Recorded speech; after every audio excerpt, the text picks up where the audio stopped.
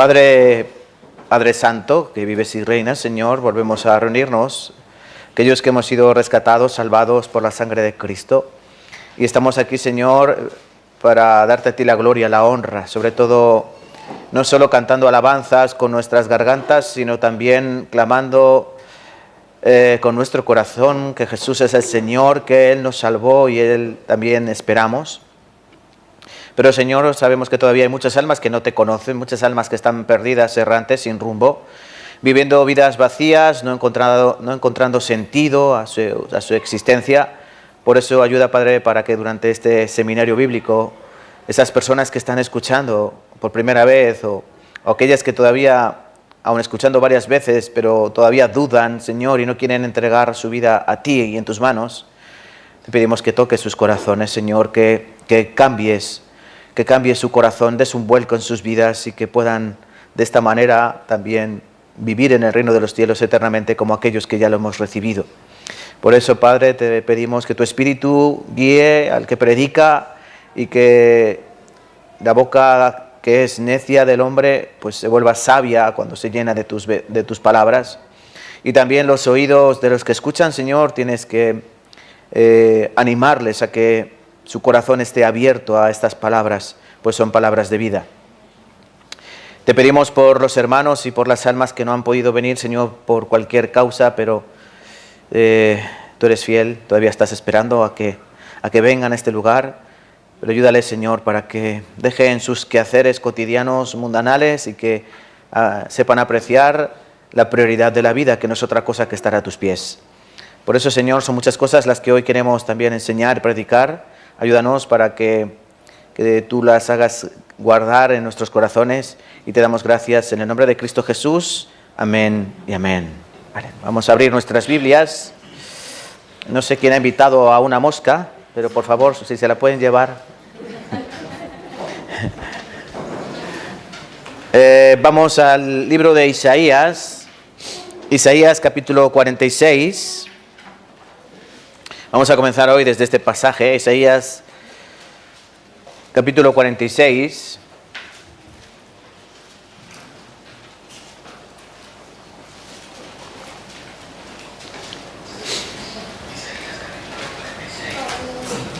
Gracias.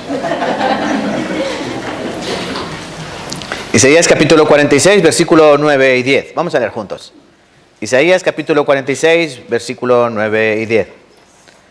Acordaos de las cosas pasadas desde los tiempos antiguos, porque yo soy Dios y no hay otro Dios, y nada hay semejante a mí, que anuncio lo por venir desde el principio y desde la antigüedad lo que aún no era hecho, que digo, mi consejo permanecerá y haré todo lo que quiero. Muchas gracias. Hay algunas personas que tienen un serio problema con la naturaleza de Dios, con los atributos de Dios. Y uno de esos mayores problemas se encuentra en entender la soberanía de Dios. Si Dios no fuese soberano, no sería Dios. Aquí cada país tiene su gobernante, su rey, su ministro o primer ministro, su presidente del gobierno, y ellos están, digamos, de una manera u otra sujetos a la voluntad del pueblo, porque si son democráticos, el pueblo vota y los pone y los quita. Pero en el caso del Dios soberano, el Rey de Reyes, el Señor de Señores, Él rige en toda la naturaleza. Él podría destruir el universo simplemente con su palabra, decir fin, consumado es, hasta aquí, finito, se acabó, caput, y todo dejaría de existir, y Él podría volver a crear todas las cosas con el poder de su palabra. Por eso debemos entender que Dios es soberano, y que, como dice aquí la Escritura, haré todo lo que quiero. Pero Dios también es misericordioso y no quiere ser un tirano como puede ocurrir en cualquiera de los países de esta tierra. Hay muchos tiranos por ahí sueltos, pero Dios no es un tirano. Por eso Dios va a hacer la buena voluntad para los hombres, y Él quiere que entendamos que debemos acudir a Él. Aprendimos el primer día, ¿no? Buscad a Dios, buscad a Jehová mientras puede ser hallado, buscadle en tanto que está cercano. Y aquí Dios dice que nos acordemos de las cosas antiguas, porque yo soy Dios y no hay otro Dios y nada hay semejante a mí. Yo anuncio lo por venir desde el principio y desde la antigüedad lo que aún no era hecho, que digo, mi consejo me permanecerá y haré todo lo que yo quiero. Estos versículos nos enseñan de esto. Dios es soberano. Dios nos ha dicho que miremos atrás a las cosas pasadas, como hemos aprendido durante los 2 días anteriores, que todo lo que ha ocurrido, Él nos lo cuenta en su palabra. Desde el huerto de Edén, a Adán y Eva, nuestros padres, podemos decir así, porque somos todos descendientes de Adán, no somos descendientes de Chita. Y Él nos ha contado lo que ocurrió allí en aquel lugar, una historia dramática donde Adán y Eva cometieron un pecado, a nuestros ojos pequeño, a sus ojos grave, desobediencia, y por esa desobediencia fueron echados del huerto de Edén. Y no solo eso, sino que todos sus descendientes, todos los hijos que ellos tuviesen, vendrían a este mundo con un problema espiritual, muerte espiritual, le llamo yo. Pablo le llama en Efesios capítulo 2, muertos en delitos y pecados. Todos los hombres venimos a este mundo con esa condición, muertos en delitos y pecados, de tal manera que podemos hacer lo mismo que un muerto. ¿Qué puede hacer un muerto? Nada. Bueno, sí, una cosa. Cada día podría irse más. ¿O no? Un muerto cada día está más muerto. Dicen que en las primeras horas de muerte todavía hay partes de tu cuerpo que funcionan. Incluso cuando pasan días y semanas, tu pelo sigue creciendo y tus uñas siguen creciendo. Terrible, ¿no? Pero el muerto cada vez está más muerto, cada vez más frío, cada vez más putrefacto.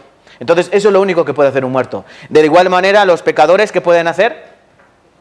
Cada día cometen más pecados. Por eso vamos acumulando.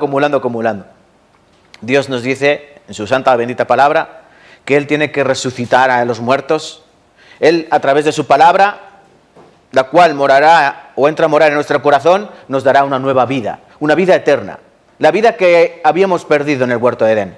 Por eso el seminario bíblico se trata de eso, de que cada persona que todavía no ha entendido bien lo que es la salvación, lo que es ser un verdadero cristiano, lo que es ser un verdadero creyente y sobre todo evitar el castigo del infierno, tiene que nacer de nuevo. El Señor Jesús lo dijo a Nicodemo, ¿no? Nicodemo era un anciano, que era maestro de la ley, un intérprete. Y le dijo, maestro, sabemos que tú vienes de parte de Dios, porque los milagros que tú haces no pueden venir de otro sitio que no sea el cielo. Pero Jesús le dijo, Nicodemo, te es necesario nacer de nuevo. Nicodemo empieza a cavilar en su cabeza, dice, ¿otra vez tengo que meterme otra vez en el vientre de mi madre? El Señor Jesús le dice, no, porque lo que es nacido de la carne, carne es, y lo que es nacido del Espíritu, Espíritu es. En el versículo 5 le dice Nicodemo, hay que nacer de agua y del Espíritu. ¿Qué es el agua? La palabra de Dios. Jesús le dijo a la mujer samaritana, un capítulo después, en el San Juan capítulo 4, yo tengo un agua, que el que beba de este agua no tendrá sed jamás, hablando de su palabra. Y el Señor también dice que necesitamos del Espíritu. Y el Espíritu de Dios mora o vive en todo lugar, está en todas partes. Y el Espíritu de Dios ve los corazones. Y cuando su palabra es predicada, el Espíritu de Dios ve cómo cae en cada uno de los corazones. Para que juntándose la palabra de Dios y el Espíritu de Dios pueda haber una vida nueva. Esto lo explicaremos bien en el último día. Pero sobre todo debemos recordar, la palabra de Dios es verdad. San Juan capítulo 17, versículo 17. El Señor, orando por los discípulos, les dijo al Padre, Padre, santifícalos en tu verdad, tu palabra es verdad. El Salmo dice que el conjunto de tu palabra es verdad. Y la palabra de Dios es verdad. La Biblia es verdad. La Biblia no es un mito, no es un libro lleno de historias antiguas inventadas por los hombres, no es un libro de leyendas. La Biblia es verdad, es la palabra de Dios. Y Dios quiere que acudamos a ella palabra como lo que es. Leamos aquí Ezequiel capítulo 40, versículo 4. Ezequiel capítulo 40, versículo 4. ¿Se ve, no? Sí. Leamos juntos. Y me habló aquel varón, diciendo, Hijo de hombre, mira con tus ojos, y oye con tus oídos, y pon tu corazón a todas las cosas que te muestro, porque para que yo te las mostraré has sido traído aquí. Cuenta todo lo que ves a la casa de Israel. Esto quiero pedirles a ustedes, como dice aquí, aquel varón me dijo, pues yo en este caso, Dios también les dice, mira. ¿Con qué? ¿Con qué miramos? Con tus ojos. Mírenme, por favor. Miren con sus ojos. Algunos a veces están así mirando. Miren con sus ojos. Sus ojos tienen que estar abiertos. Oye con tus oídos. Claro, obviamente no se oye con los ojos, ni se ve con los oídos. El Señor dice, oye con tus oídos. ¿Están escuchando? ¿Ojos abiertos? ¿Oídos abiertos? Pon tu corazón. Poner el corazón significa abre tu corazón. Miren, aquí hay 3 tipos de personas. 3, solo 3. Hay algunos que son salvos. Su alma ya está en el cielo, en el reino de los cielos. Y no miento, el Señor Jesús dijo que nosotros ya estamos sentados en los lugares celestiales juntamente con Cristo Jesús. Efesios capítulo 2. Para Dios nosotros ya estamos allí. Entonces aquí hay salvos, hijos de Dios. Segundo tipo de personas, dubitativos, les llamo yo, dudosos. No saben si entregar o no su vida al Señor. Han escuchado 1, 2, 4, 5, 6 seminarios, pero su vida no cambia. No quieren entregar su corazón a Dios. Por eso están en un no sé, sí, pero no. No claudican a los pies de Cristo. Ese es el segundo tipo. El tercer tipo es las personas que todavía no saben qué es el Evangelio, no han escuchado mucho acerca de Cristo, no saben verdaderamente cómo poder ir al cielo, aunque pueden tener un corazón deseoso de eso. Para unos como para otros, Dios nos dice esto: mira con los ojos, oye con los oídos, pon tu corazón a todas las cosas que te muestro. Entonces les pido por favor eso, que abran sus ojos y abran sus oídos, sobre todo su corazón. Hemos aprendido las historias de Adán y Eva, la historia la historia de Noé, cómo construyó ese barco donde se salvaron los animales. Ese barco estaba abierto para cualquiera que pudiese entrar. Miren, en el arca de Noé podía haber entrado cualquiera, pero no quisieron entrar. Quisieron entrar cuando era demasiado tarde, cuando Dios cerró la puerta. También hemos visto cómo Dios escoge al pueblo de Israel, o va a llamar a una nación a través de un solo hombre, Abraham, y que de su descendencia, como dice Génesis capítulo 12, versículo 3, serán benditas en ti todas las naciones o todas las familias de la tierra. Dios escogería a Abraham para ser el patriarca de un gran pueblo, de una gran nación. Y también la historia del pueblo de Israel cuando salieron de Egipto y cómo Dios les dio los 10 mandamientos, juntamente con 613 normas o leyes, para que fuesen un ejemplo a las naciones. Esta lista es importante, si quieren apuntarlo, apúntenlo, pero sí les pediría que lo memoricen, porque son los 5 propósitos con los que Dios llamó al pueblo de Israel, 5 propósitos de su elección. En primer lugar, Dios tiene que demostrar que es, ¿qué? ¿Qué tiene que mostrar Dios? ¿Qué es Dios? ¿Se acuerdan Isaías 41 que veíamos también ayer? Dios dice que reta a los dioses de las otras naciones y dice a los dioses: presentad vuestras pruebas, alegad por vuestras causas, decidnos lo que ha pasado o lo que ha de venir, o por lo menos haced bien o mal para que nosotros nos maravillemos. Así dice, ¿no? ¿Cómo un pueblo puede manifestar que son el pueblo de un Dios verdadero si ese Dios verdadero no se manifiesta mediante las pruebas? El Señor Jesucristo vino a esta tierra, Dios hecho hombre. Miren, resucitó muertos, caminó sobre las aguas, calmó tempestades, multiplicó panes y peces, sanó leprosos, mancos, ciegos, paralíticos, endemoniados. Toda clase de dolencia era sanada. ¿Eso quién lo puede hacer? Dios. ¿Quién puede resucitar a los muertos? Incluso uno, después de 4 días, llamado Lázaro, resucitó. 4 días. Las hermanas dijeron: maestro, ya hiede, huele a muerto. Es demasiado tarde. A lo mejor si estuviera calentito, todavía. Pero 4 días muerto. Lázaro, sal fuera. Y dice que Lázaro salió, envuelto en las vendas, como una momia, ¿no? Pero él estaba vivo. ¿Quién puede resucitar a los muertos? Solo Dios. Solo Dios. Por eso todas las pruebas, todas las señales que Dios hizo con el pueblo de Israel, como aprendíamos, las 10 plagas en Egipto, el dividir el mar rojo, la columna de nube, la columna de fuego, luego durante 40 años darles maná, comida todos los días, tempranito por la mañana. Todos los milagros, todos los prodigios, todas las señales, solo eran con un propósito: demostrar que Él es el Dios verdadero y que estaba con ese pueblo precisamente, solo y con ese pueblo. Como dijeron los egipcios, cuando se paró el mar rojo, ¿saben qué decían al faraón? Vámonos, Jehová está con ellos. Pero el faraón, cabezota, dijo: no, a por ellos. Y murieron todos ahogados en el mar rojo. Entonces, primer propósito, Dios manifiesta su poder en ellos. El segundo propósito, ¿cuál es? Obviamente les va a dar su palabra. En el monte Sinaí, Dios les dará la ley y las normas. Vivid conforme esta palabra mía. Esta es mi palabra, de su mano. Pablo en Romanos capítulo 3 dice, ¿qué provecho tiene el judío? ¿Qué ventaja tiene delante del gentil? ¿Qué diferencia hay entre el judío y los gentiles? Y Pablo dice, mucho en gran manera, porque a los judíos les ha sido dada la palabra de Dios. No había otro pueblo que tuviese la palabra de Dios, solo ellos. Por eso los 40 autores diferentes de la Biblia eran todos judíos. ¿Entienden? Entonces Dios escogió al pueblo de Israel para darles su palabra. Ellos tendrían que tener la palabra de Dios. Tercer propósito, Dios los usará como ejemplo. Isaías 43:10.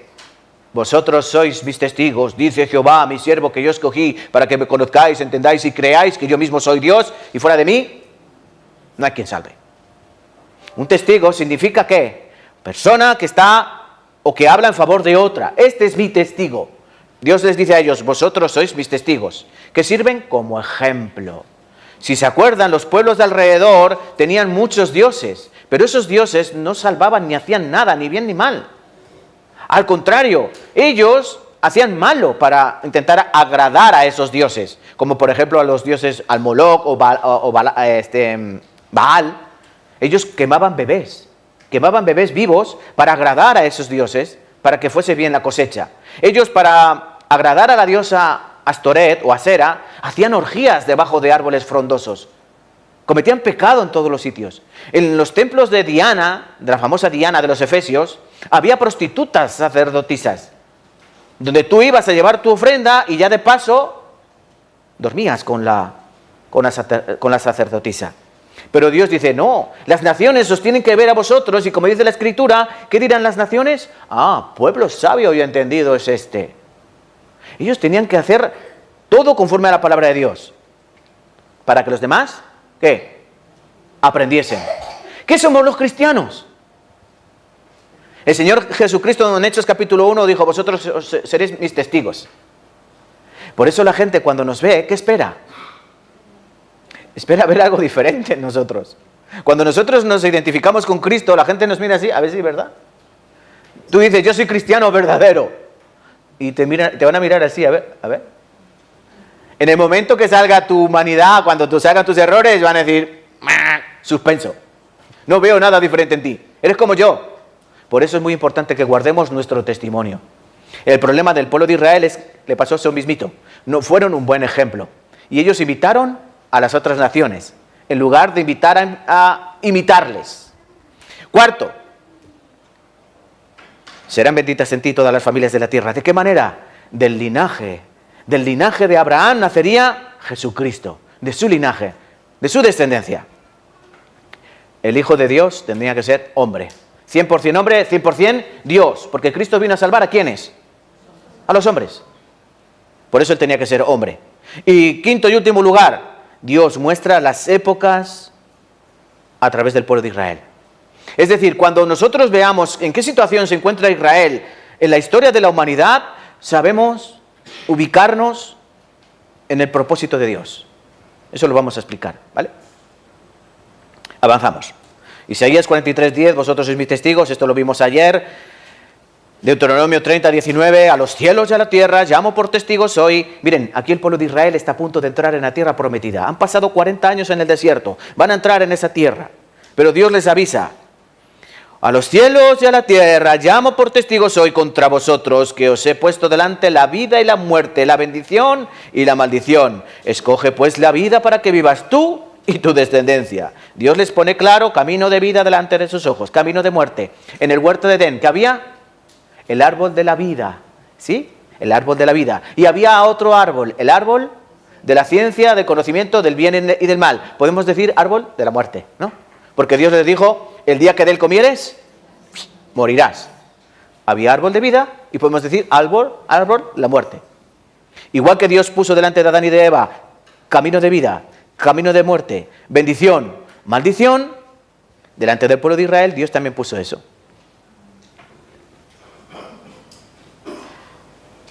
Desobediencia, obediencia, maldición, bendición. Escoged, pues, escoged. Vamos a leer aquí, bueno, les leo yo, Deuteronomio 28. Estos son bendiciones, ¿vale? Deuteronomio 28. Lo que está en amarillo, dice, Jehová tu Dios te exaltará sobre todas las naciones. 28:13. Te pondrá Jehová por cabeza y no por cola, y estarás encima solamente. En Deuteronomio capítulo 28, desde el versículo 1 al 14, aparecen todas las bendiciones. Mírenme a mí, por favor. Dios les bendeciría en su físico, es decir, les protegería de enfermedades. Dios bendeciría su cosecha. Dios daría bendición en su descendencia. Dice, bendito será el fruto de tu vientre. Dios les daría bendición, o les bendeciría en el campo. Abriría los cielos, caería el agua a su tiempo, las cosechas irían bien. Entonces, todo este tipo de bendiciones que todo pueblo necesita. ¿Vale? Díganme sí, por favor. Sí. El primer rey de Israel fue... ¿quién? Saúl. Esto es trampa, no es David. Él es David, pero el primer rey fue Saúl. El rey Saúl. Dios llama a este hombre, Saúl. Al principio era humilde, pero después su corazón cambió, se volvió arrogante. Y Dios lo desechó y llamó a David. Miren lo que dice Hechos capítulo 13, versículo 22. Quitando a Saúl, les levantó por rey a David, de quien dio también testimonio diciendo, he hallado a David, hijo de Isaí, varón conforme a mi corazón, que hará todo lo que yo quiero. Este es David. Y como David obedecía la palabra de Dios y amaba a Dios con todo su corazón, a pesar de su debilidad, Dios le dio riquezas, Dios les dio hombres valientes que lucharan por el reino y un país unificado. Este es el rey David. Después vino a reinar su hijo Salomón. Primera de Reyes, capítulo 3, versículo 9. Dios le dijo, pídeme lo que quieras que yo te lo daré. ¿Y qué pidió Salomón? Da pues a tu siervo corazón entendido para juzgar a tu pueblo y para discernir entre lo bueno y lo malo, porque ¿quién podrá gobernar tu pueblo tan grande? Dios, escuchando esta oración, dijo así, por cuanto no has pedido riquezas, ni posesiones, ni grandes cosas, yo te daré esto que has pedido, sabiduría, más todo lo demás. Por eso Salomón tuvo riquezas, Salomón fue el rey más rico del mundo. La sabiduría, Salomón fue el hombre más sabio del mundo. Y un poder político en esa nación. Pero el problema estaba a punto de salir a la luz. Deuteronomio 28, este famoso capítulo de las bendiciones y las maldiciones, dice así, tu descendencia estará muy abajo, o tú descenderás muy abajo. Y luego dice, él, tu enemigo, será por cabeza y tú serás por cola. Tú serás por cola. Las maldiciones son muchas. Vamos a buscar este pasaje, Deuteronomio capítulo 28. Yo sé que esto lo aprendíamos un poquito ayer, pero creo que ayer hablé muy rápido, cosa rara en mí. Y quería hoy algunos detalles para ya ver el tema de hoy, ¿no? La restauración de Israel. Pero por si acaso hay alguien nuevo. Deuteronomio 28. Miren. Consecuencia de la desobediencia. Versículo 15. Deuteronomio 28, 15. Pero acontecerá que si no oyeres la voz de Jehová tu Dios para procurar cumplir todos sus mandamientos y sus estatutos que yo te intimo hoy, que vendrán sobre ti todas estas maldiciones y te alcanzarán. Maldito serás en la ciudad y maldito en el campo. Maldita tu canasta, tu arteza de amasar. Maldito el fruto de tu vientre. Versículo 19, maldito serás en el entrar y maldito en tu salir. Versículo 21, Jehová traerá sobre ti mortandad. Versículo 22, Jehová te herirá de tisis, de fiebre, de inflamación, de ardor, con sequía, con calamidad repentina, con añublo, y te perseguirán hasta que perezcas. Versículo 26, y tus cadáveres servirán de comida a toda ave del cielo y fiera de la tierra, y no habrá quien las espante. Quédense con esto, Tus cadáveres servirán de comida a toda ave del cielo. Les llevo al versículo 52. Y pondrás sitio en todas tus ciudades hasta que caigan tus muros altos y fortificados en que tú confías en tu tierra, en toda tu tierra. Si te hará pues todas tus ciudades y toda la tierra de Jehová tu Dios te hubiere dado. Versículo 53, lean conmigo. Y comerás el fruto de tu vientre y la carne de tus hijos y tus hijas que Jehová tu Dios te dio en el sitio y en el apuro con que te angustiará tu enemigo. Comerás el fruto de tu vientre. Está diciendo que te comerás a tus hijos. Eso ocurrió literalmente. Segunda de Reyes hay una historia de dos mujeres porque la ciudad de Samaria estaba rodeada por los ejércitos asirios y dice que había dos mujeres y tenían muchísima hambre. Y llegaron corriendo al rey. Rey, rey, para siempre, salve rey, ayúdanos. El rey dice, ¿qué os pasa, mujeres? ¿Qué os pasa? Y dice una, es que esta mujer me dijo que comiésemos a mi hijo y que mañana nos comeríamos al suyo. Pues matamos a mi hijo, nos lo comimos y ahora le digo que vamos a matar al suyo y no quiere. Se habían comido al hijo. Claro, dice que el rey al oír esas cosas dice que se rasgó sus vestiduras y lo vieron pasear así con el cilicio puesto por el muro. Pero no quedó ahí, esto ocurrió más veces. También en el año 70 después de Cristo, cuando el general Tito entró en Jerusalén, dice que los soldados mataron a 1.100.000 judíos. Ahí han oído hablar de un tal Flavio Josefo, un historiador romano. Dice que él escribió la historia de una mujer que se llamaba María Betezuba. Dice que esa María lo que había hecho era matar a su bebé y asarlo. Se comió la mitad y la otra mitad la guardó. Y dice que cuando los rebeldes de la ciudad olieron la carne asada, fueron a pedirle, oye, ¿qué tienes por ahí asado? Dice que abrió la olla y vio medio bebé. Y dice que se espantaron. Y ella dijo, bueno, si sois demasiado melindrosos, déjamelo para mí. Es una mujer, ¿no? Entonces se cumpliría esta palabra, comerás el fruto de tu vientre. Versículo 62, y quedaréis pocos en número en lugar de haber sido como las estrellas del cielo en multitud, por cuanto no obedecisteis la voz de Jehová tu Dios. Quedaréis pocos en número, versículo 64, y Jehová te esparcirá por todos los pueblos desde un extremo de la tierra hasta el otro. Y allí servirás a dioses ajenos que no conociste tú ni tus padres, al leño y a la piedra. Y ni aun entre estas naciones descansarás, ni la planta de tu pie tendrá reposo, pues allí te dará Jehová corazón temeroso, desfallecimiento de ojos, tristeza de alma. Y tendrás tu vida como algo que pende delante de ti. Y estarás temeroso de noche y de día, y no tendrás seguridad de tu vida. Por la mañana dirás, ay, ¿quién diera que fuera la tarde? Y a la tarde dirás, ¿quién diera que fuera la noche? Por el miedo de tu corazón con que estarás amedrentado y por lo que verán tus ojos. Esto es lo que Dios les dijo, pero a ellos no les importó. Comenzaron a adorar, a cometer idolatría, se arrodillaron a imágenes de oro, de plata, sacrificaron a sus bebés quemándolos en el fuego. ¿Saben dónde lo hacían? En la salida de Jerusalén había un valle que se llama el Valle del Hinnom, Valle de los hijos de Hinnom, o Valle del Tofet, Valle del Tambor. Allí cuando sacrificaban a estos bebés, lo que hacían era tocar los tambores para que no se escuchasen los gritos de los desdichados bebés, y allí sacrificaban a los bebés para que supuestamente la cosecha fuese mejor. Dios vio eso, como ahí, ¿no? Ven un becerro, las llamas dentro, el bebé vivo, y tenía brazos articulados que cuando tiraban con cadenas el bebé caía al fuego, ¿no? Entonces, por ejemplo, en la época de Ezequiel 23:37, han adulterado y hay sangre en sus manos, han fornicado con sus ídolos y aún a sus hijos que habían dado a luz para mí, hicieron pasar por el fuego quemándolos. A sus hijos, no a los hijos de otro, a sus propios hijos. El rey Acaz mismo, él quemó a su propio hijo en fuego, al dios Moloc. El Señor Jesucristo, Marcos 7:6, hipócritas.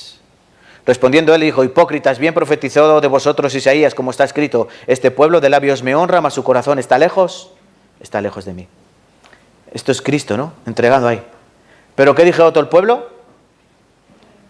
Respondiendo todo el pueblo dijo, su sangre caiga sobre nosotros y sobre nuestros hijos. San Mateo capítulo 27, versículo 25-26.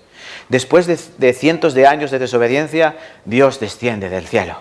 El verbo se hizo carne, dice Juan, en capítulo 1, versículo 14. El Hijo de Dios se ha encarnado, está en el mundo predicando el Evangelio, el reino de Dios se ha acercado. Él empieza a hacer señales que solo Dios puede hacer, lo reconoció Nicodemo, resucitar muertos, multiplicar panes y peces, todo lo que les he dicho anteriormente. Pero también la envidia está en el corazón de esos judíos. ¿Y qué dicen? Su sangre sea sobre nosotros y sobre nuestros hijos. Y es lo que ocurrió. Porque Jehová tu Dios es fuego consumidor. Mírenme por favor. Jehová tiene dos naturalezas, Dios tiene dos naturalezas. Por un lado, Dios es amor. Primera de Juan, capítulo 4, versículo 8. Dios es amor. Por otro lado, Deuteronomio capítulo 4, versículo 24, Dios es fuego consumidor. Dios es juez justo. Dios es amor. Dios no puede quebrantar su amor por su justicia, ni su justicia por su amor. Es 100% justo, 100% amor. Pero Él sabe que la paga del pecado es muerte. Si tú pecas, tú tienes que morir, porque es quebrantar la ley de Dios.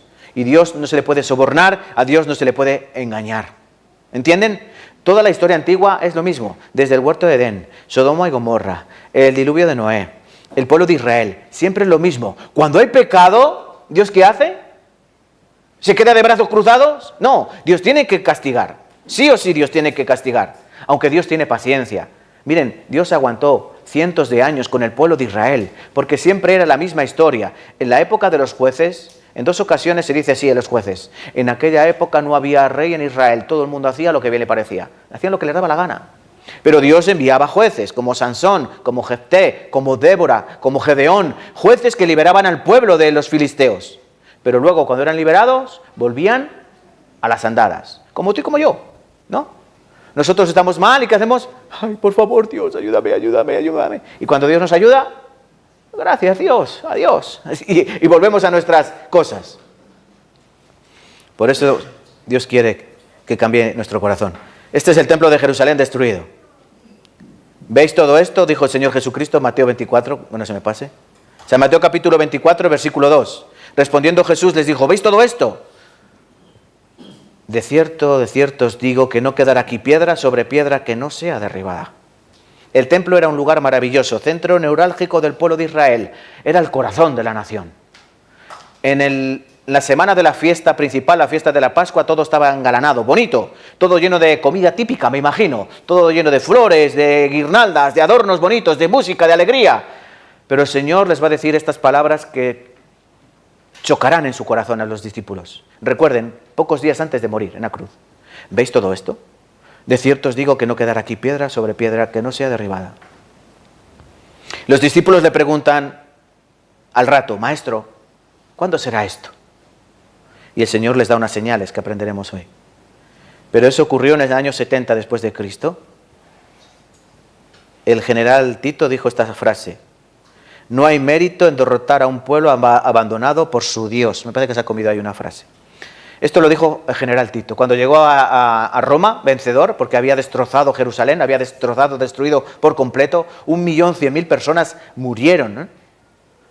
¿Ustedes saben cómo ocurrió este hecho? En marzo del año 70, después de Cristo, dice que dejaron pasar a toda la gente a celebrar la fiesta de la Pascua. Cuando todos estaban dentro, ¿saben qué hicieron los romanos? Cerrar la ciudad. La rodearon con los ejércitos y nadie podía ni entrar ni salir. Dentro había millones de personas y Jerusalén, créanme, no era tan grande. Allí pasaron los días, las semanas, los meses, la gente ya empezó a comerse las correas, los zapatos, porque eran de cuero. Empezó a comerse cualquier cosa que pillaban, incluso a los bebés. Pero ya cuando ya el hambre estaba al límite, dice que los soldados entraron en la ciudad. Y cuando vieron todo lo que habían hecho, el destrozo, y por su terquedad, porque cuando uno tiene que reconocer cuando ha perdido, ¿no? Ellos tenían que haber reconocido que habían perdido y haber entregado la ciudad y haber dicho: venga, vale, nos rendimos, claudicar a los pies de los romanos, porque en aquella época no había nadie que luchase contra Roma. Pero ellos eran rebeldes, su corazón estaba terco y endurecido. Por eso ellos fueron destruidos. No hubo piedad.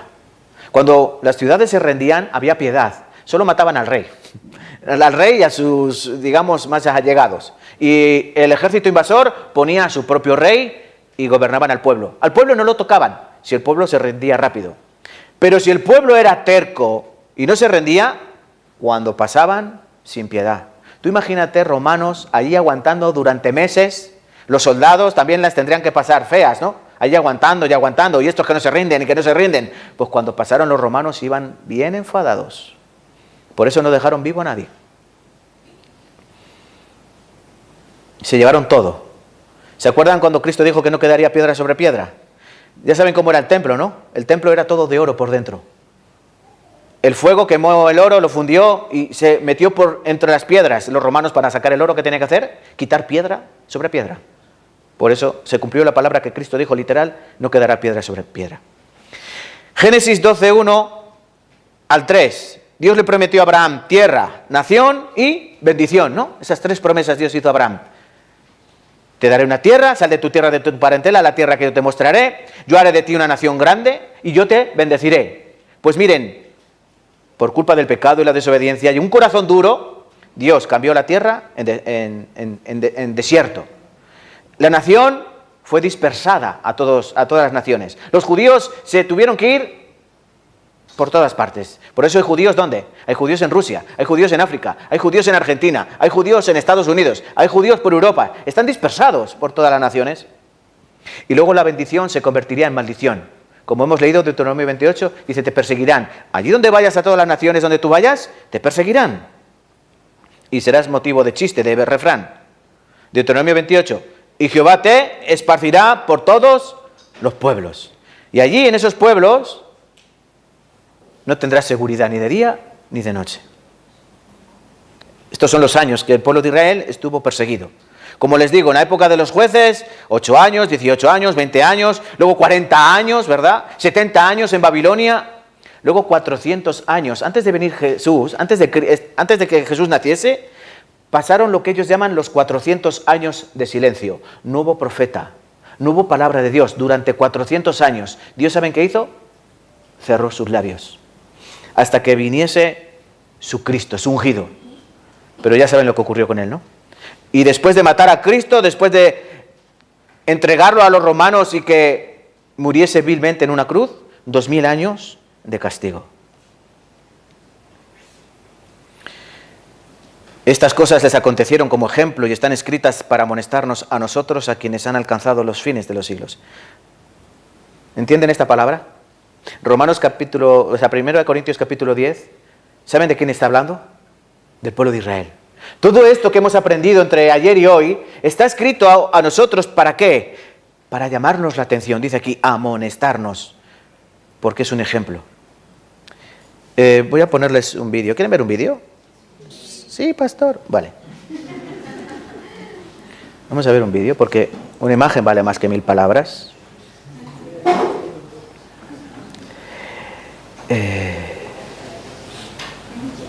Aquí, por ejemplo.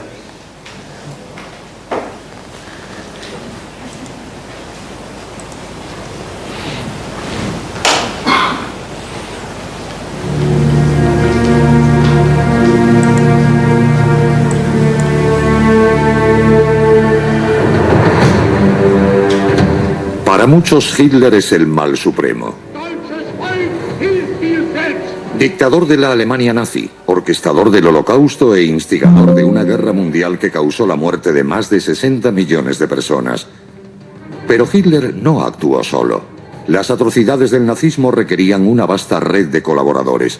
¿Quiénes eran las personas que ejecutaban las implacables órdenes de Hitler? Eran unos cerdos enfermos. Era como elegir entre enfermedades mortales. ¿Hasta dónde llegaba su depravación?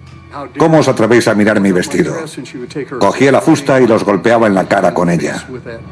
¿Y quién está considerado por algunos tan malvado como el propio Hitler? Esto es, nazis, la red del mal.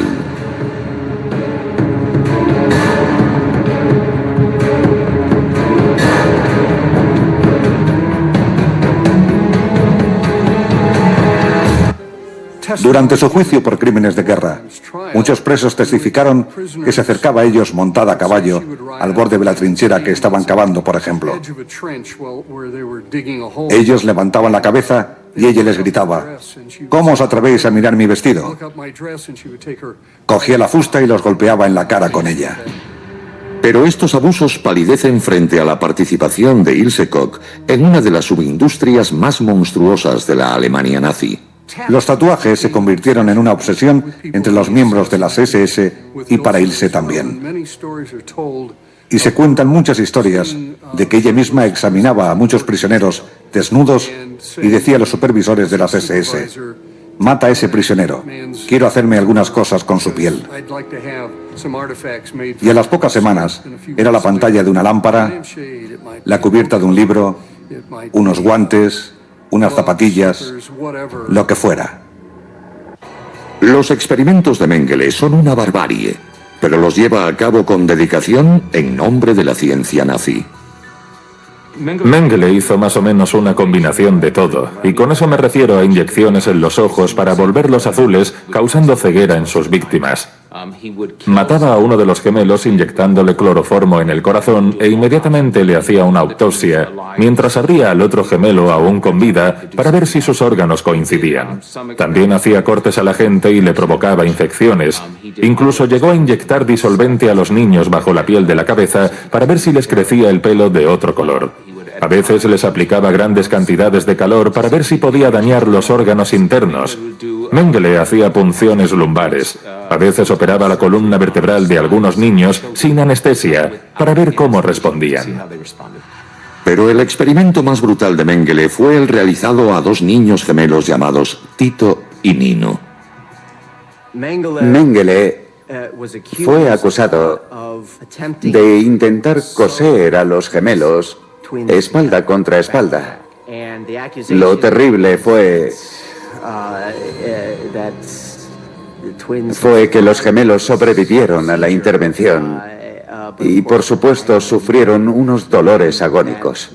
Su madre estaba con ellos en el campo y de algún modo se las arregló para hacerse con una dosis letal de morfina y se la administró a sus propios hijos para que no siguieran sufriendo. El final de la guerra pone fin a la maldad de Mengele y del resto de los secuaces de Hitler. Esto es solo un ejemplo, ¿no? Hay muchos vídeos acerca de los campos de concentración, como Hitler llevaba a cabo pues, esa masacre de 6 millones de judíos. ¿Y eso por qué? Bueno, Dios le había dicho, ¿no?, que eso ocurriría. Incluso ellos, cuando estaban ajusticiando a Jesús, porque recuerden, una semana antes de que Cristo muriese en la cruz, una semana antes él entró en Jerusalén, encima de un pollino, y todo el pueblo dijo: Hosana, Hosana. Hosana significa sálvanos ahora. Bendito el que viene en el nombre del Señor. Todos. Dice que tiraban sus palmeras, hojas de olivo a su camino, y todos cantando, alegrándose: bendito el que viene en el nombre del Señor. Hosana, Hosana, Hosana, Hosana. Unos pocos días después: crucifícale, crucifícale. Su sangre sea sobre nosotros y sobre nuestros hijos. Por eso, Isaías 48, terminábamos ayer diciendo este versículo: ya antes te lo dije, de mi boca salió, lo publiqué, lo hice pronto, fue realidad, por cuanto conozco que eres duro, barra de hierro, tu cerviz y tu frente de bronce. Te lo dije ya hace tiempo, antes que sucediera te lo advertí, para que no dijeras: mi ídolo lo hizo, mis imágenes de escultura y de fundición mandaron estas cosas. Dios siempre advierte. Dios habló a Adán y a Eva y les advirtió, pero ellos ¿qué hicieron? Caso omiso. Ellos no tomaron en serio a Dios, tomaron en serio a la serpiente. Dios dijo: morirás. ¿Qué dijo Satanás? No, no moriréis. ¿Y qué hicieron? Comieron del fruto. ¿Qué ocurrió en la época de Noé, antes de ese diluvio? Dios les había advertido: ¿tenéis conciencia? Sí. ¿Sabéis lo que es el bien y el mal? Sí. Pues haced el bien. Tenéis en el corazón hacer el bien. El problema es que también tenéis el mal. Y cuando hay una división entre el que hago el bien o el mal, ¿por dónde nos caemos? Por el mal. Dureza de corazón, desobediencia a la palabra de Dios. ¿Y el pueblo de Israel qué le ocurrió? Doble de todo. Dureza de corazón, dureza de mente, y por si fuese poco, hipócritas, porque de labios decían: templo de Jehová, templo... así decían en la época de Jeremías, ¿no? Templo de Jehová, templo de Jehová, templo de Jehová es este. Les voy a poner un ejemplo en nuestra época, como cuando los niños dicen casa, juegan el pilla-pilla, que dicen: casa, aquí no me puede pasar nada, aquí no me puedes pillar, ¿no? Pues ellos decían: estamos en Jerusalén, templo de Jehová, templo de Jehová, templo de Jehová, como si fuese ese un mantra que los va a salvar. La sangre de Cristo tiene poder, como algunos piensan, ¿no? Sangre de Cristo tiene poder, la sangre de... va de retro Satanás. Miren, no podemos pensar con ese pensamiento, desobedeciendo a Dios y luego decir: soy hijo de Dios, y vivir como queramos. Dios les advirtió. El pueblo fue destruido porque faltó conocimiento, esto ya lo hemos visto. Ezequiel 37, vamos a buscar con las Biblias. Ezequiel 37. Todo lo que hemos visto hasta ahora es para situarles en contexto. Porque Dios nuevamente va a obrar. Y va a obrar de manera milagrosa, como Él siempre hace. Porque nuestro Dios no es un Dios mediocre, es un Dios que hace todas las cosas a la máxima potencia. Ezequiel capítulo 37.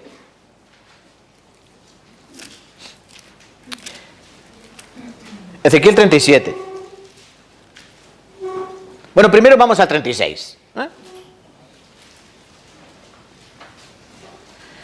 Ezequiel 36, versículo 19 al 21. Vamos a leer juntos si quieren, así se lee mejor. Ezequiel capítulo 36, versículo 19 al 21. Vamos a leer. Les esparcí por las naciones y fueron dispersados por las tierras conforme a sus caminos y conforme a sus obras les juzgué. Cuando llegaron a las naciones a donde fueron, profanaron mi santo nombre, diciéndose de ellos, estos son pueblo de Jehová y de la tierra de él han salido. Pero he tenido dolor al ver mi santo nombre profanado por la casa de Israel entre las naciones a donde fueron. Estos son los judíos. ¿Saben por qué perseguían a los judíos en todos los lugares? ¿Saben por qué los perseguían? En primer lugar, porque ellos, la mayoría, cuando estaban en otros países, eran muy trabajadores. ¿Y qué ocurre cuando uno trabaja mucho? Cuando tú trabajas mucho y eres inteligente, porque ellos son muy inteligentes, no porque ellos sean listos en sí, sino porque Dios les ha dado sabiduría. Escuchen, el rico cada vez más rico y el pobre cada vez más pobre. De hecho, que los judíos la mayoría eran prestamistas. Y como un buen prestamista te da dinero, pero con un crecido interés. Por eso ellos trabajaban de prestamistas. ¿Y cómo se les ve a los prestamistas? ¿Como buena gente? ¡Ay, qué bueno que me da el dinero a un 25% de interés! ¡Qué buena gente! ¿Sí? No. Los veían mal, aunque acudían a ellos cuando necesitaban dinero. Por eso los perseguían. ¿Cuál era el problema de Hitler con ellos? Miren, no es que Hitler fuera racista, que lo era. Pero Hitler se ensañó con los judíos porque en aquella época, recuerden, si sabemos algo de historia, hubo un gran crack, le llaman, ¿no? El crack del 29. Del 29 al 33 hubo una crisis económica tremenda en el mundo. Era una crisis donde la gente lo pasaba fatal para comer. Pero es que aquella generación venían de una guerra mundial que ocurrió entre el año 1914 y 1917. Una guerra que había dejado, entre ellos, Alemania, en ruinas. Pero habían levantado el país. Pero el problema es que ahora la crisis económica había echado todo abajo y no había comida. Dicen que los alemanes solo comían patatas. Pero los judíos tenían dinero. Tenían los bancos. Por eso Hitler sabía que si yo quiero hacer el tercer Reich, el tercer imperio, que es su deseo, lo primero que para hacer una guerra necesitas es money. Si no hay dinero, no puedes hacer guerra, no puedes mover soldados, no puedes comprar bombas, armas. Necesitas dinero. ¿Y quién me va a dar dinero? ¿Pido prestado? No. Mejor robar que pedir permiso o que pedirlo. ¿Y qué hizo? Robarle todo el dinero a los judíos. ¿De qué manera? Quitándoles sus empresas, sus negocios, quitándoles todas sus posesiones. En primer lugar, no los mataban, los metían en una cosa que se llamaban guetos, en barrios. En barrios los amontonaban allí, los apilaban y les quitaron sus casas, sus posesiones, sus riquezas. Después, en la famosa noche esa de los cristales rotos que se llama, ahí empezaron a matar a gente, a matar judíos. Y ya empezaron a llevarlos a campos de concentración. Si ustedes han visto la película de La lista de Schindler, hay imágenes que son verdaderas. Cómo se quitaban las muelas de oro y los anillos de oro, los metían en migas de pan y se los tragaban. Pues si acaso te hace falta el oro después. ¿Dónde guardas el oro? Van a llegar los alemanes y te van a registrar. Entonces, ¿qué hacían? Se lo tragaban. Por si acaso iban a algún lugar donde necesitasen comprar algo o lo que sea. Por eso se tragaban los anillos de oro, las muelas y los dientes de oro, los metían en migas de pan y se los comían. ¿Pero qué hacían los soldados cuando tenían la idea de que esta persona se había tragado el oro? Imagínense lo que hacían. Bueno, Dios dice, yo les esparcí por todas las naciones, cuando llegaron profanaron mi santo nombre, diciendo estos son judíos, y los perseguían. Pero miren, ahora sí, nos vamos al capítulo 37 de Ezequiel. El Valle de los Huesos Secos. Esta profecía se cumplió en el año 1948. La mano de Jehová vino sobre mí y me llevó en el espíritu de Jehová y me puso en medio de un valle que estaba lleno de huesos y me dijo, pasa cerca de ellos por todo en alrededor, he aquí que eran muchísimos sobre la faz del campo, por cierto secos en gran manera. Me dijo, hijo de hombre, ¿vivirán estos huesos? Dije, Señor Jehová, tú lo sabes. Escuchen, ¿pueden vivir unos huesos que están muertos? ¿Unos huesos secos en gran manera? No pueden vivir. No hace falta ser médico, ¿no? Pero miren lo que dice el versículo 9. Y me dijo, profetiza al Espíritu. Profetiza al Espíritu. Profetiza, hijo de hombre, di al Espíritu, así ha dicho Jehová el Señor, Espíritu, ven de los cuatro vientos y sopla sobre estos muertos y vivirán. Y profeticé como me habían mandado, y entró Espíritu en ellos, y vivieron, estuvieron sobre sus pies un ejército grande en extremo. Me dijo luego, hijo de hombre, todos estos huesos son la casa de Israel, he aquí ellos dicen, nuestros huesos se secaron, y pereció nuestra esperanza, y somos del todo destruidos. Por lo tanto, profetiza y diles, así ha dicho Jehová el Señor, he aquí yo abro vuestros sepulcros, pueblo mío, y os haré subir de vuestras sepulturas, y os traeré a la tierra de Israel. Y sabréis que yo soy Jehová, cuando abra vuestros sepulcros, y os saque de vuestras sepulturas, pueblo mío, y pondré mi espíritu en vosotros, y viviréis, y os haré reposar sobre vuestra tierra, y sabréis que yo Jehová hablé, y lo hice, dice Jehová. Esta profecía, como entre ellos Benjamín Netanyahu ha dicho muchas veces que ya se había cumplido, o como dijo Benjamín Ben Gurión, el primer presidente que hubo en Israel, esta profecía se ha cumplido. Después de 2000 años, la nación de Israel nació. Escuchen, en la historia de la humanidad nunca ha ocurrido esto. Que un pueblo que ha sido dispersado por todo el mundo y prácticamente aniquilado, porque recuerden, en el año 1939 a 1944, 6 millones de judíos murieron. El total de judíos que había en el planeta Tierra era de 8 millones. 6 murieron. ¿Cuántos millones quedaban? 2 millones de judíos. 2 millones de judíos, prácticamente exterminados. Pero Dios los levantará. Dios los restaurará. Sido echados de su tierra, hayan vuelto y hayan sido independientes. ¿Se imaginan unos mayas que vayan ahora a Cancún, donde estaban los mayas, ¿no? Y digan, oye, esto era nuestro. Venga, fuera de aquí, mexicanos. Sí. Nosotros somos los verdaderos dueños, ¿no? O los aztecas, los olmecas, los incas. ¿Puede ser eso así? No, ¿verdad? ¿Qué nación puede hacerse independiente de la noche a la mañana? Nunca ha ocurrido eso en la historia, nunca. Y siempre antes de una independencia, ¿saben qué ha tenido que haber? Guerra. Ustedes, la mayoría, vienen de países que antes eran de España, ¿no? Y escuchen, no eran colonias. Mal interpretado, hay que conocer la historia. Lo que España tenía en Venezuela, en Ecuador, en Perú, en Lima, en todo Centroamérica, incluso México, no eran colonias. Era un virreinato. A veces yo hago esta broma, ¿no? Que nos llevamos el oro. No, nos trajimos, o los españoles trajeron una parte de ese oro, pero gran parte del oro se quedó allí para construir catedrales, para construir ciudades, porque ustedes tienen no sé cuántos monumentos patrimonio de la humanidad, muchísimos. En Latinoamérica, muchísimos. En América del Norte, ni uno. Porque si los ingleses hubiesen llegado a Centroamérica y a Sudamérica, ¿saben qué habrían hecho con todos los que se encontraran? Adivinen. Lo mismo que hicieron con los indios americanos. Prácticamente exterminarlos y a los pocos que queden los meten en, ¿cómo se llaman? ¿Dónde están los indios americanos? En reservas. Ustedes no serían ustedes y tendrían apellidos Johnson, McFly, Smith. No serían Romero, García, de Pérez, Delgado, así, ¿no? Ustedes tienen todos apellidos españoles. ¿Saben por qué? Porque los españoles se mezclaron. Los españoles no mataron, se mezclaron. ¿Que hubo abusos? Claro. ¿Y no hay ahora abusos? Siempre hay gente mala. Pero, para no desviarme, no hay un pueblo como el pueblo de Israel. Es un milagro. Que después de 2000 años y prácticamente exterminados, de un día para otro, miren, el 13 de mayo de 1948 Israel no existía. El 14 de mayo de 1948 Israel existía. Por ejemplo, aquí Cataluña llevan siglos queriendo ser independientes. Llevan siglos. Yo me acuerdo cuando era niño, mi hermano ahora que está aquí, él tenía un libro que yo lo leía muchas veces. No sé de dónde lo sacó, me imagino que se lo regaló a algún familiar. Se llamaba Nosotros los catalanes, ¿te acuerdas? ¿No? Pues yo sí me acuerdo. Y era un libro que estaba en catalán. A mí me gustaban los dibujos porque aparecían historias así. Y luego cómo se había hecho el escudo o la bandera de Cataluña, ¿no? Con la sangre de uno así. Porque saben que son franjas rojas y amarillas, ¿no?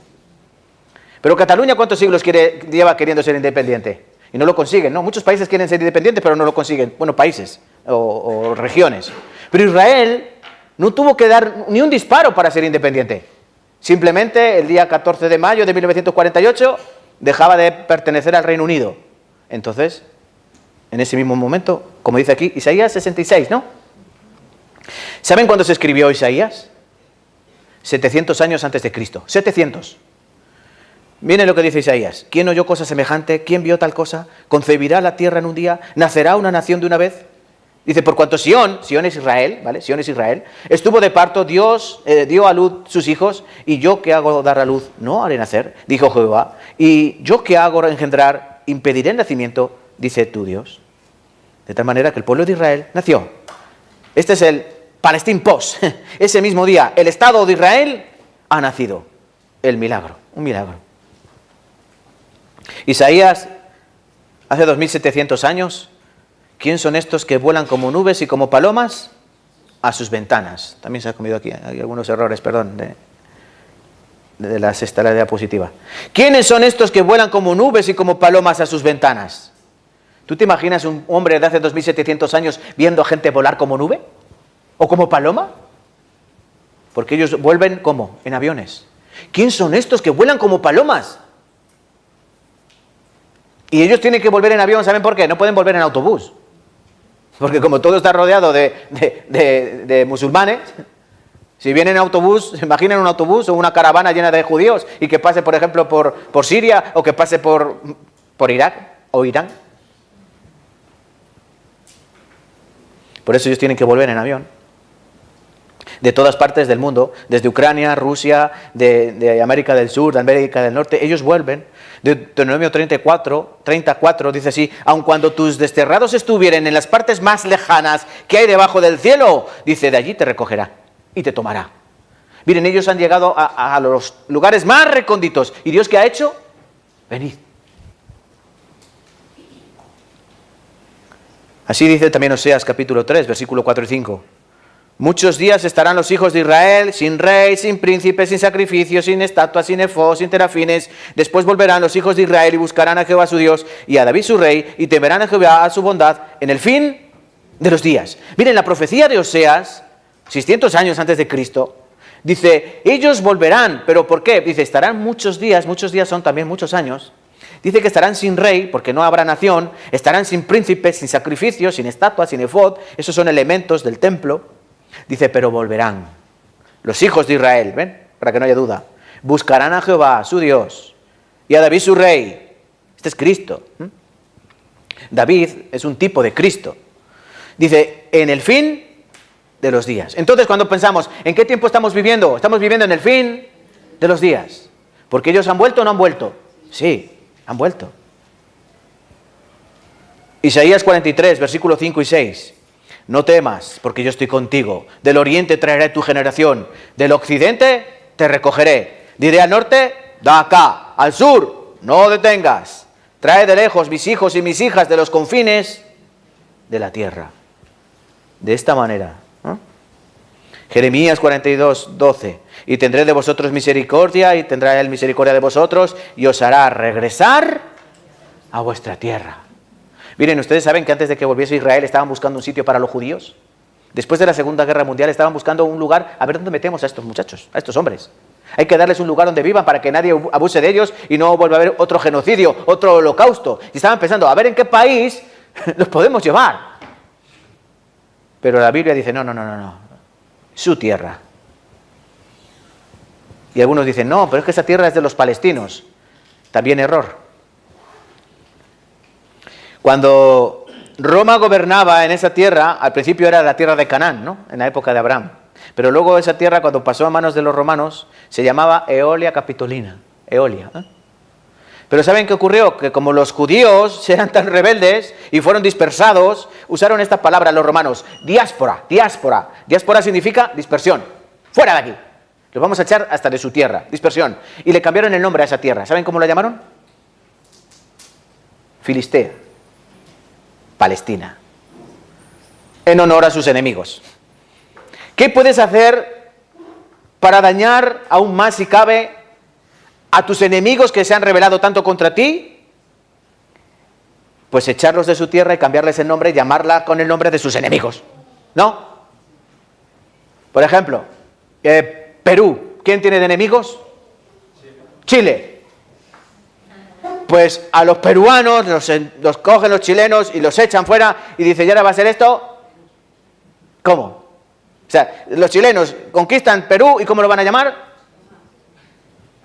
Chile del Norte. Chile del Sur. ¿Y te imaginas a un peruano de lejos viendo su tierra que se llama Chile? Espero que aquí no corra la sangre, ¿vale? Bueno, es un ejemplo. Entonces, pero esa tierra pertenece ¿a quién? A los judíos. Dios se la dio. ¿Y quién es Dios? El dueño. Es el dueño de la tierra, no los hombres. Dios es el dueño de la tierra. Y a quien quiere la da. Por eso esa tierra pertenece a los judíos. Por eso Dios va a obrar en esta época. Ellos han recuperado desde 1917 hasta nuestra época casi todo el territorio. Pero miren, el día siguiente a su independencia, el 15 de mayo de 1948, ya tuvieron la primera guerra.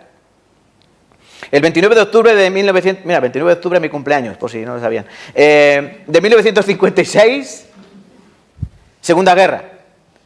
Después, en el 67, otra guerra. La guerra de los 6 días. Y después la guerra del Yom Kippur en el 73.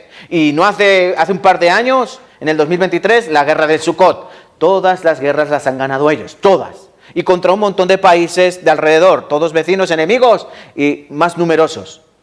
Por ejemplo, esta última guerra que estamos en estos días, ¿no? Está Irán y Estados Unidos con Israel, ¿no? Ahora parece que hay un paréntesis, ¿no? Que sí paz, que no paz, que te doy. El Donald Trump te dice, sí, está todo bien, pero cuidado que te destruyo, te aniquilo. Pero miren, ¿por qué Irán no destruye Israel? No puede. Y Irán son 80 millones. Irán son 80 millones. Israel, 8 millones. Pero no pueden con ellos. Israel tiene el ejército más avanzado. Ezequiel 36 dice, la tierra asolada volverá a ser como huerto de Edén. Recuerden, Dios iba a restaurar la nación, el pueblo y también la bendición. Aquí estamos viendo. Miren, la parte de la derecha, ¿sí? Israel. La parte de la izquierda, Egipto, desierto. Al otro lado, verde, fértil. Haifa, Asdod. Esto está hoy aquí.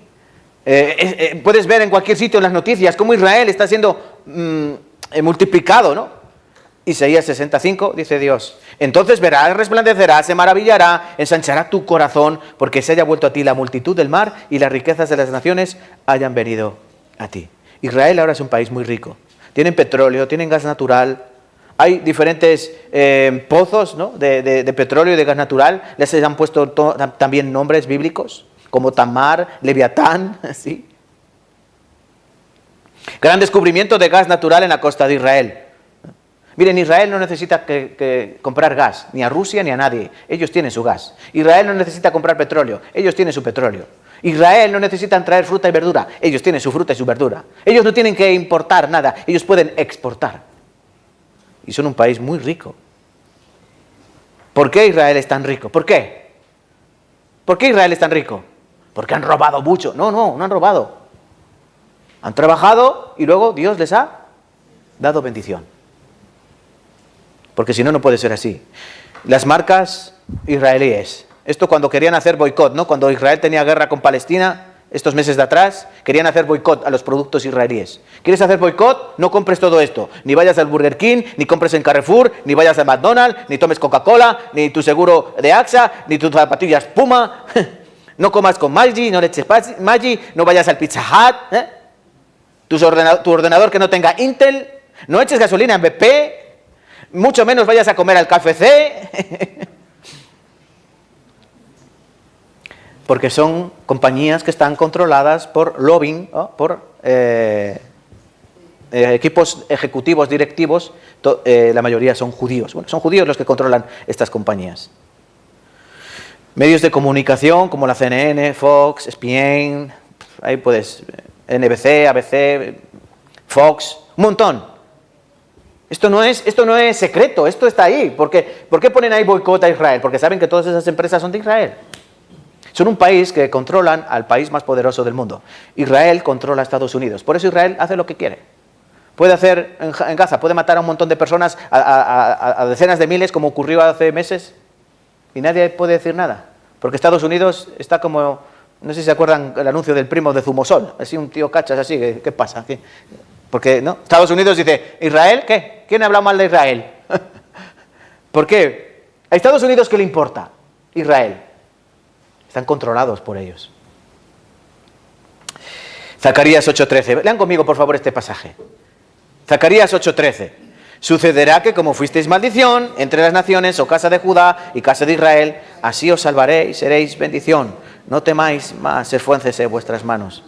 Dios dice, sí, habéis sido maldición, porque os la habéis ganado. Yo os he dado lo que merecíais. Pero ahora, por mi nombre, ¿tienen en sus Biblias buscado Ezequiel 37? ¿Sí? Miren, vamos a leer Ezequiel 36, 22.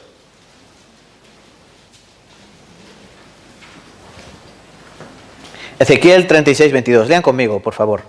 Por tanto, di a la casa de Israel, así ha dicho Jehová el Señor, no lo hago por vosotros, oh casa de Israel, sino por causa de mi santo nombre, el cual profanasteis vosotros entre las naciones a donde habéis llegado.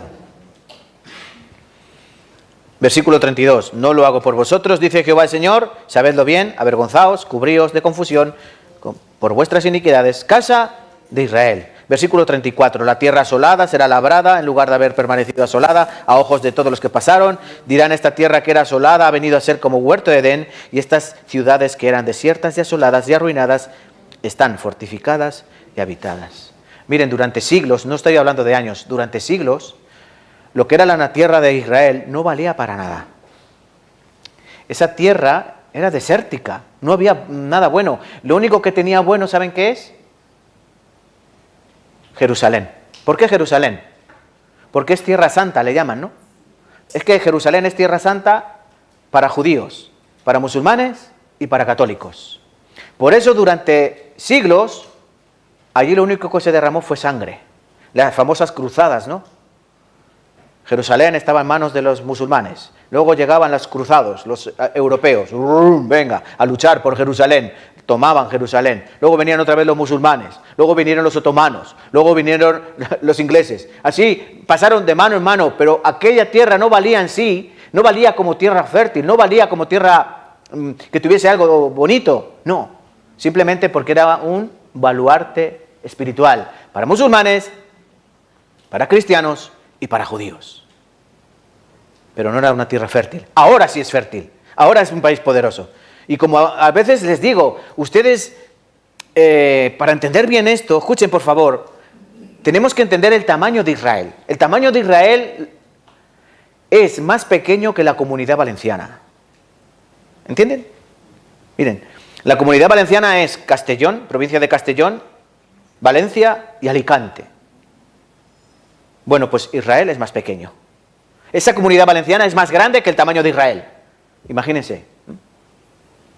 Pues, aún así, son mucho más ricos que España, mucho más ricos.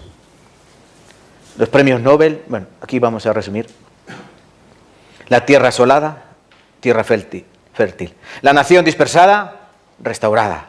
Y la bendición, que se convirtió en maldición, casi hasta el exterminio, próspera.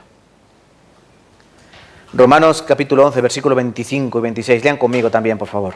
Romanos 11, 25 y 26. Dice así Pablo en su carta a los romanos. Porque no quiero, hermanos, que ignoréis este misterio, para que no seáis arrogantes en cuanto a vosotros mismos, que ha acontecido a Israel endurecimiento en parte, hasta que haya entrado la plenitud de los gentiles, y luego todo Israel será salvo. Como está escrito, vendrá de Sión el libertador, que apartará de Jacob la impiedad.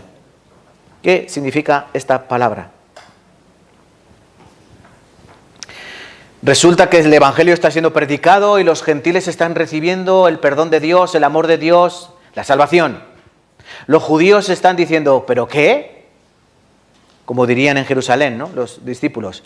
¿De modo que también Dios ha dado arrepentimiento para vida a los gentiles? ¿De manera que la palabra de Dios también está llegando al corazón de los gentiles? ¿Dios los está aceptando? Sí. ¿Y qué ocurría? Claro, los gentiles se sentían un poco orgullosos, ¿no? Ah, mira, el pueblo de Dios, los judíos, Dios los está castigando. Recuerden, Jerusalén fue destruida y el evangelio iba creciendo. Entonces los cristianos veían a Israel como diciendo, baja, Dios os ha dejado, Dios os ha desamparado. Ahora somos nosotros el pueblo de Dios. Pero Pablo les va a advertir, cuidado, no seáis arrogantes en cuanto a vosotros mismos. No penséis que Dios ahora los ha desechado, los ha tirado a la basura. No. Lo que ha ocurrido es endurecimiento en parte, de momento. Se abre una época para los gentiles. Dice, pero cuando haya entrado la plenitud de los gentiles, luego todo Israel será salvo. Lo que está diciendo aquí Pablo es algo muy importante. Y dice, no ignoréis este misterio. ¿Qué es un misterio? Es una verdad de Dios que estaba escondida y que Dios la da a conocer. Como por ejemplo el misterio de la iglesia, Efesios capítulo 5. ¿Qué es la iglesia? La esposa de Cristo. Como por ejemplo el misterio de la iniquidad, que es el anticristo, ¿verdad? Hay diferentes misterios en la Biblia que Dios se encarga de revelar en su palabra para que dejen de ser misterios. Entonces Pablo dice, no ignoréis este misterio. ¿Cuál es el misterio? Muy sencillo, que Dios se va a endurecer con su pueblo, pero en parte, no los va a destruir del todo, sino que los va a dejar a un lado y les va a dar, pero bien. Los va a castigar, los va a disciplinar como hijos que son, como su pueblo. Pero en esta época Dios va a tratar con los gentiles y les va a dar ese privilegio de ser aceptados como hijos de Dios. ¿Y cómo lo va a hacer Dios? Por gracia. Nosotros vemos la nación de Israel, San Mateo 24, versículo 32. De la higuera aprended la parábola. Cuando ya su rama está tierna y brotan las hojas, sabéis que el verano está cerca. ¿Qué quiso decir el Señor Jesús con estas palabras? ¿Qué es la higuera? La higuera es el pueblo de Israel. Dios compara a Israel en toda la Escritura con 3 tipos de plantas, haciendo analogías, ¿no? Haciendo como, digamos, utilizando figura literaria, ¿no?, para hacer una comparación, como tipo parábola, ¿no? En primer lugar, la vid, uvas, ¿no? La vid. Dice que el pueblo de Israel es una vid. Por ejemplo, Cristo dijo en San Juan capítulo 15, yo soy la vid verdadera, y vosotros, los pámpanos, así, los pámpanos. ¿Somos pámpanos? No, pero es una comparación. Dios es la vid verdadera, vosotros pámpanos. El pueblo de Israel, Dios lo compara con una vid. Dice, esperando yo uvas buenas, resulta que me dieron uvas silvestres. Eso es hablando del pueblo de Israel. Dios esperaba buenas obras, ¿y qué se encontró? Obras amargas. Dios también compara al pueblo de Israel con el olivo. Olivo. También Pablo en Romanos dice, vosotros erais el olivo bueno. ¿Y los gentiles qué son? Olivo silvestre. ¿Y qué ha hecho Dios? Ha quitado las ramas originales y ha injertado las ramas del olivo silvestre. Así que cuidado, pero Dios también puede quitar las ramas que no son suyas, originales del olivo, y volver a injertar las ramas originales. ¿Entienden lo que estaba explicando aquí Pablo? Que Dios es poderoso para arrancar unas ramas y poner otras ramas, aunque sean de olivo silvestre. ¿Quién en su cabeza, qué agricultor en su cabeza pondría, por ejemplo, en un olivo bueno, injertar ramas de un olivo silvestre? ¿Ustedes han probado las aceitunas de un olivo silvestre? Dicen que son malísimas, amargas, como si te metieses en la boca un puñado de arena, o de, no sé. Nadie se le ocurriría en su sano juicio, pero Dios hizo eso, metafóricamente hablando de los gentiles, injertados. En tercer lugar, la higuera. La higuera también es el pueblo de Israel. Por eso Cristo dijo, aprended la parábola de la higuera. Cuando ya su rama está tierna y brotan las hojas, sabéis que el verano está cerca. ¿Qué ocurre con la higuera durante el invierno? Ha perdido todas las hojas. Y no se sabe si ese árbol está muerto o vivo. Por ejemplo, cuando vengo del trabajo, paso por la cuesta esta de la bolita, ¿no?, que le llaman. Hay una higuera muy grande. En invierno ha estado seca, o sea sin ni una hoja. Parece un árbol muerto. Tú ves una higuera en invierno y parece que está muerto. Pero que llega la primavera, empiezan a salir las hojas. Ahora tú puedes ir a esa higuera y la ves frondosa, llena de hojas. Bueno, el Señor Jesucristo dijo, cuando veáis que su rama está tierna y brotan las hojas, sabéis que el verano está cerca. Hablando del pueblo de Israel, va a parecer que es un pueblo muerto, que está desterrado, apartado, maldito. Pero cuando veáis que eso que estaba maldito empieza a brotar las hojas, sabéis que el verano está cerca. De hecho, el Señor Jesús, en esa semana antes de morir, ¿qué hizo con una higuera? La maldijo. Porque dice que dice que el Señor sale de Betania, ¿no? Y vio una higuera, voy a desayunar higos. Y dice, fue a ver si había higos. Pero la Escritura dice, pero no era tiempo de higos. El Señor quería hacer una enseñanza. Y dice que cuando no había higos en esa higuera, ¿qué dijo? Maldita, sécate. Dice que al día siguiente Pedro dijo, maestro, mira, la higuera que tú maldijiste está seca. Se había secado desde la raíz. ¿Qué simbolizaba esa higuera? ¿Qué simbolizaba? El pueblo de Israel. Porque en otra parábola, también utilizando la higuera, dice, yo es que tengo una higuera y no me da fruto. La voy a cortar. No, no la cortes todavía, espérate 3 años. Y si después de 3 años no da higo, córtala. Ese es el Señor Jesucristo, el que durante 3 años estuvo esperando los frutos de arrepentimiento en el pueblo de Israel. Pero cuando no halló frutos de arrepentimiento y lo que se encontró fue la cruz, Dios maldijo a ese pueblo del todo. ¿Por qué el templo fue destruido? Porque desde la muerte de Cristo ese templo ya no serviría para nada. Porque Cristo cumpliría, ¿no? Cumpliría la misión de ese templo. Ahora el templo, ¿dónde está el templo de Dios? En nosotros somos el templo de Dios. Edificio de Dios. Nación santa, pueblo adquirido por Dios. Para que anunciéis las virtudes de aquel. ¿Sí? Vale, hermanos, pues. ¿Conocen este efecto? El efecto avestruz. El avestruz ve aquí un leopardo, ¿no? Que viene a comérsela. ¿Y qué hace el avestruz? Mete la cabeza en un hoyo y dice, como no veo al leopardo, el leopardo no me ve, y se la come. Algunos escuchan y ¿qué hacen? ¡Ay, qué miedo esto! Uy, no me gusta, no. Otros dicen, ¿qué va? Y miran por otro lado. El avisado, dice Proverbios, el avisado ve el mal y se esconde. Dice, pero el necio pasa y recibe el daño. Esto ocurre para las personas cuando están siendo avisadas. En la época de Noé, ¿se acuerdan ayer cuando aprendíamos? Dice que en la Escritura que Noé era pregonero de justicia. Dios va a castigar este mundo, arrepentíos, Dios va a castigar, va a haber un diluvio. Pero ¿qué dice la gente? Está loco este Noé. ¿Qué ocurre en nuestra época? Hay gente que escucha la palabra de Dios. Mirad al pueblo de Israel. Es que es un milagro lo que ha ocurrido con esta nación. 2000 años desaparecidos, desterrados, malditos. Ahora son un país poderoso. Tiene armas nucleares. Tiene un montón de empresas. Israel está en las noticias todos los días. ¿Saben dónde va a acabar la historia de la humanidad? En aquel lugar. ¿Saben dónde comenzó la historia de la humanidad? ¿Se acuerdan? El primer día. ¿Dónde comienza la historia de la humanidad? En Mesopotamia, ¿no? Donde estaba el huerto de Edén, entre los ríos Tigris y Éufrates. Allí terminará la historia de la humanidad, en ese mismo lugar. Aquí en Hechos capítulo 24, versículo 25, Pablo está defendiendo, ¿no?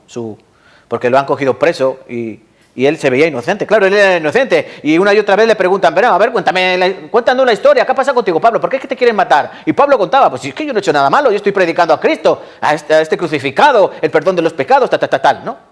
Dice, pero al disertar Pablo acerca de la justicia, el dominio propio y del juicio venidero, Félix se espantó y dijo, ahora vete, pero cuando tenga oportunidad te llamaré.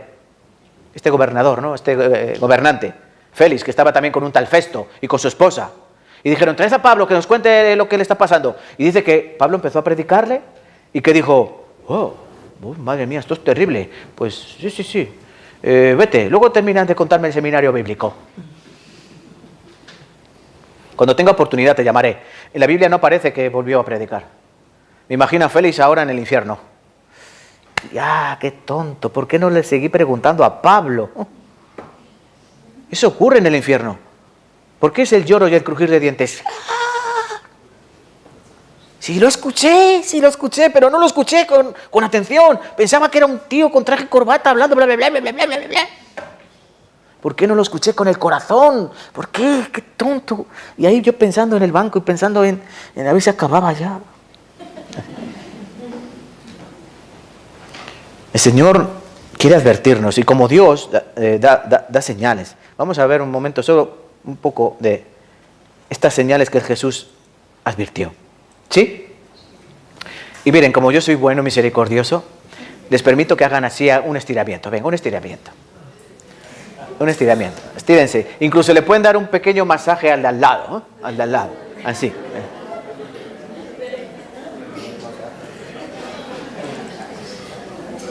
Pero no se pasen, ¿vale? De apretar. Con cariño, con cariño.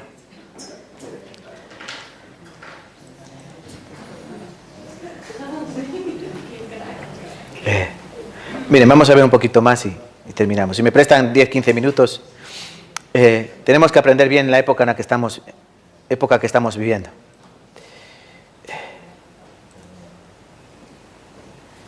Porque el Señor nos advierte, ¿no? Vamos a buscar Mateo capítulo 24. O sea, Mateo capítulo 24. O sea, Mateo capítulo 24.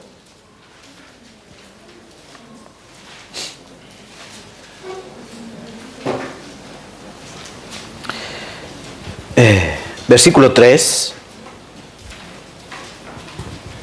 Bueno, el versículo 2 lo hemos leído antes, ¿no? Que Jesús, respondiendo, les dijo: ¿veis todo esto? De cierto os digo que no quedará piedra sobre piedra que no sea derribada. Versículo 1. Cuando Jesús salió del templo se acercaron sus discípulos para mostrarles los edificios del templo. Respondiendo él les dijo: ¿veis todo esto? De cierto os digo que no quedará piedra sobre piedra que no sea derribada. Y estando él sentado en el monte de los olivos, pasó un transcurso de tiempo desde el templo hasta el monte de los olivos. Desde el templo al monte de los olivos había unos 500 metros, 600 metros. Solo había que bajar al valle del Cedrón y subir el valle del Cedrón y se encontraba allí el monte de los olivos, donde también se encontraba un lugar llamado Getsemaní, donde Jesús oró la noche antes de morir en la cruz.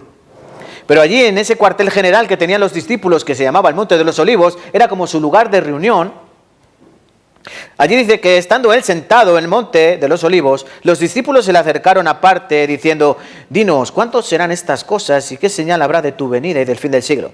Respondiendo Jesús les dijo: mirad que nadie os engañe, porque vendrán muchos en mi nombre diciendo yo soy el Cristo y a muchos engañarán. Oiréis de guerras y rumores de guerras. Mirad, no os turbéis, porque es necesario que todo esto acontezca, pero aún no es el fin. Porque se levantará nación contra nación, reino contra reino, y habrá pestes y hambres y terremotos en diferentes lugares. Todo esto será principio de dolores. Entonces os entregarán a tribulación y os matarán. Seréis aborrecidos de todas las naciones por causa de mi nombre. Muchos tropezarán entonces y se entregarán unos a otros y unos a otros se aborrecerán. Muchos falsos profetas se levantarán y engañarán a muchos. Y por haberse multiplicado la maldad, el amor de muchos se enfriará. Mas el que persevere hasta el fin, este será salvo. Y será predicado este evangelio del reino por todo el mundo para testimonio a todas las naciones. Y entonces vendrá el fin. Versículo 21. Porque habrá entonces gran tribulación, cual no la ha habido desde el principio del mundo hasta ahora, ni la habrá. Versículo 24. Porque se levantarán falsos cristos y falsos profetas y harán grandes señales y prodigios, de tal manera que engañarán, si fuese posible, aún a los escogidos. Versículo 30. Entonces aparecerá la señal del Hijo del Hombre en el cielo, y entonces lamentarán todas las tribus de la tierra, y verán al Hijo del Hombre viniendo sobre las nubes del cielo con poder y con gran gloria. Versículo 32. De la higuera aprended la parábola. Cuando ya su rama está tierna y brotan las hojas, sabéis que el verano está cerca. Así también, cuando vosotros veáis todas estas cosas, conoced que está cerca a las puertas. Os digo, subraya eso, os digo, de cierto os digo, amén os digo, que no pasará esta generación hasta que todo esto acontezca. Mas como en los días, versículo 37, en los días de Noé, así será en la venida del Hijo del Hombre, porque como los días antes del diluvio estaban comiendo, bebiendo, casándose y dándose casamiento, hasta el día en que Noé entró en el arca, y no entendieron hasta que vino el diluvio y se los llevó a todos, así será también en la venida del Hijo del Hombre. Entonces estarán dos en el campo, el uno será tomado y el otro será dejado. Dos mujeres estarán moliendo en un molino, la una será tomada y la otra dejada. Velad, pues, porque no sabéis a qué hora ha de venir vuestro Señor. Este pasaje deberíamos tenerlo clavado en el cabezo, en la mente, aquí. ¿Sabéis por qué? Porque a veces vivimos como si estuviésemos viviendo en los mundos de Yuppie, como si estuviésemos viviendo en el país de la gominola, como si estuviésemos viviendo en el mundo de los Teletubbies. Ahora sí me han entendido, ¿no? Teletubbies o Teletubbies, aquí en España Teletubbies, ¿eh? O Teletubbies, como quieras. Algunos viven sin entender las señales. Miren, las señales están para los que las quieren ver. Si tú sales de tu casa y ves que hay un nubarrón negro, ¿tú qué haces? Tienes dos opciones. Coges el paraguas, como haría una persona inteligente, coges el paraguas por si acaso, porque la nube está muy negra. Otros dirían, si llueve me mojo, agua de mayo crece el pelo. Eso lo haría un necio, ¿no? Cuando uno ve las señales, si tú vas por la autovía y ves a lo lejos unas luces azules que se encienden y que se apagan, ¿tú qué haces? ¿Aflojas o aceleras? Aflojas, ¿no? Solo un necio aceleraría, porque sabe que aquella señal, ¿qué es? No es un ovni, son los guardias civiles haciendo un control. Las señales son para verlas. Por eso Jesús, el Señor Jesucristo, nuestro Señor y Salvador, la última enseñanza que les dio a los discípulos antes de morir en la cruz fue esta. Maestro, ¿cuándo será esta cosa que ocurrirá, que no quedará piedra sobre piedra? ¿Y cuándo volverás? Porque Él dijo que volvería. Y Él no se podía ir sin decir las señales. Él no dijo, el día tal, a tal hora vengo. Porque sería ¿cómo? Muy fácil para nosotros. Si Jesús hubiese dicho, vengo en el año 2000 no sé cuántos, a tal hora, pues entonces vamos a vivir tranquilamente hasta que venga eso. Y luego cuando falte un día me pongo en orden. Ay, Señor Jesús, así. Por eso Él dijo, no, el día y la hora no la sabe nadie, ni solo mi Padre que está en los cielos. Pero sabéis que el día del Señor vendrá como un ladrón en la noche. El ladrón no te avisa cuando te va a robar. El ladrón, cuando viene, cuando menos lo esperas.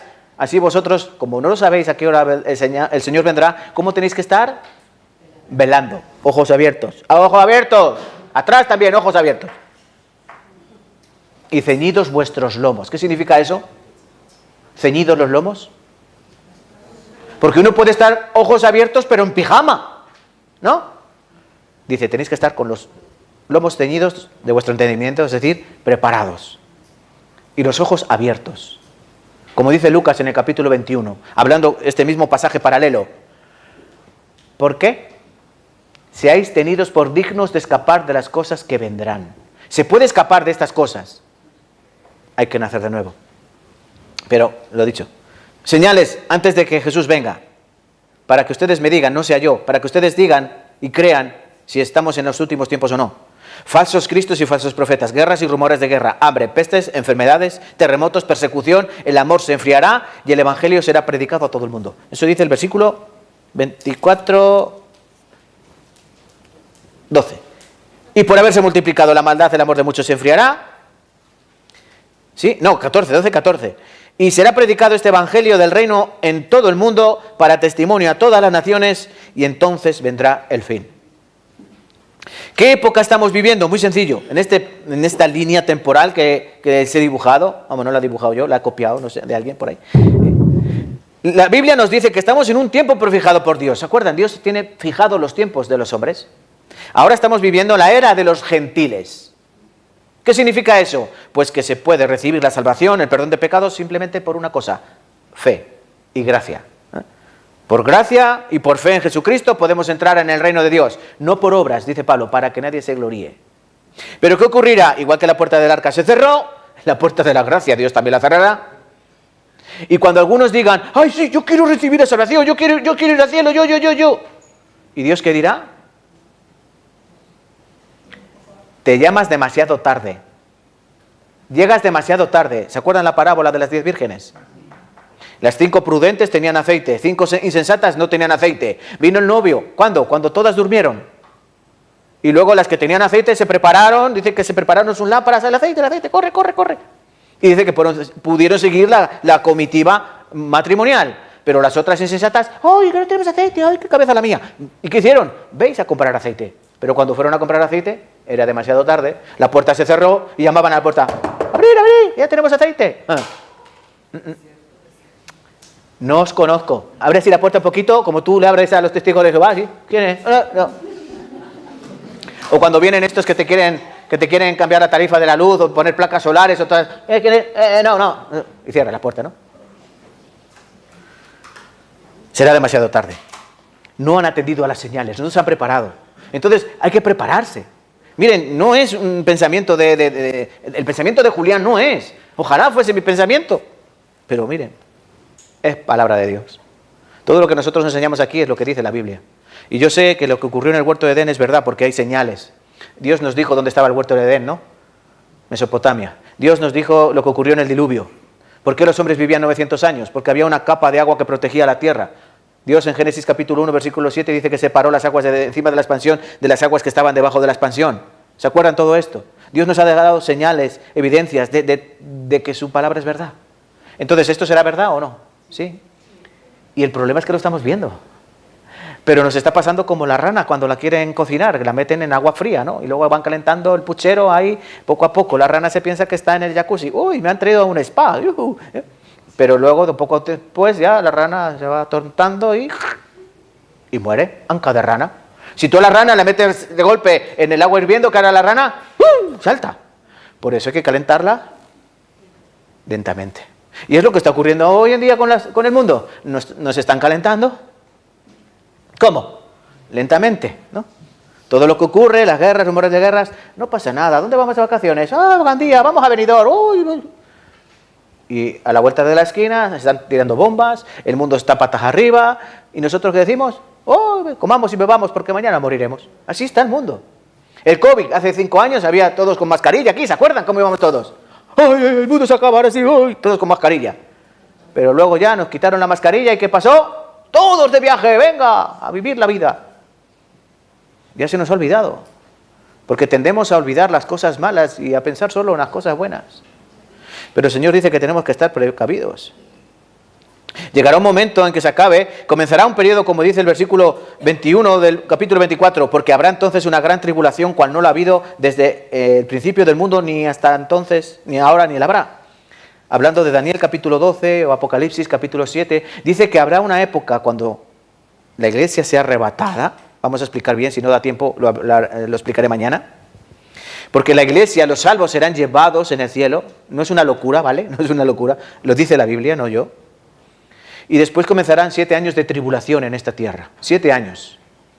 Apocalipsis, desde el capítulo 6 en adelante hasta el capítulo 19, son esos 7 años de gran tribulación. Los sellos, las trompetas, la mosca, las 7 copas de la ira. Las 7 copas de la ira se derramarán sobre las naciones de la tierra. ¿Entienden? Eso ocurrirá verdaderamente. Pero aparecerá una figura llamada el anticristo. ¿Quién será el anticristo? Miren, el anticristo será un líder político. Porque, por ejemplo, Daniel dice que en el capítulo 9, hablando de la profecía de las 70 semanas, dice que los reyes de la tierra harán un pacto con él. Los reyes de la tierra le entregarán el poder a él. Y entonces este hombre, ¿qué hará? Dice que se ensoberbecerá. Se volverá un orgulloso. Dice que del amor de las mujeres no hará caso. Esto es curioso. Cuando dice Daniel que del amor de las mujeres no haga caso, ¿conoces algún hombre que no haga caso del amor de las mujeres?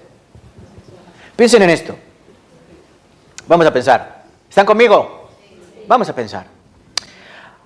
Había un hombre que fue el hombre más fuerte del mundo, llamado Sansón. Él, con la quijada de un asno, mató a 1000. Mató a 1000. El hombre más fuerte del mundo. ¿Y por qué cayó? Por una mujer, ¿no? ¡Ay, que no me dices de dónde viene tu fuerza! ¡No me quieres, no me quieres! Que sí. Varias veces la engañó, ¿no?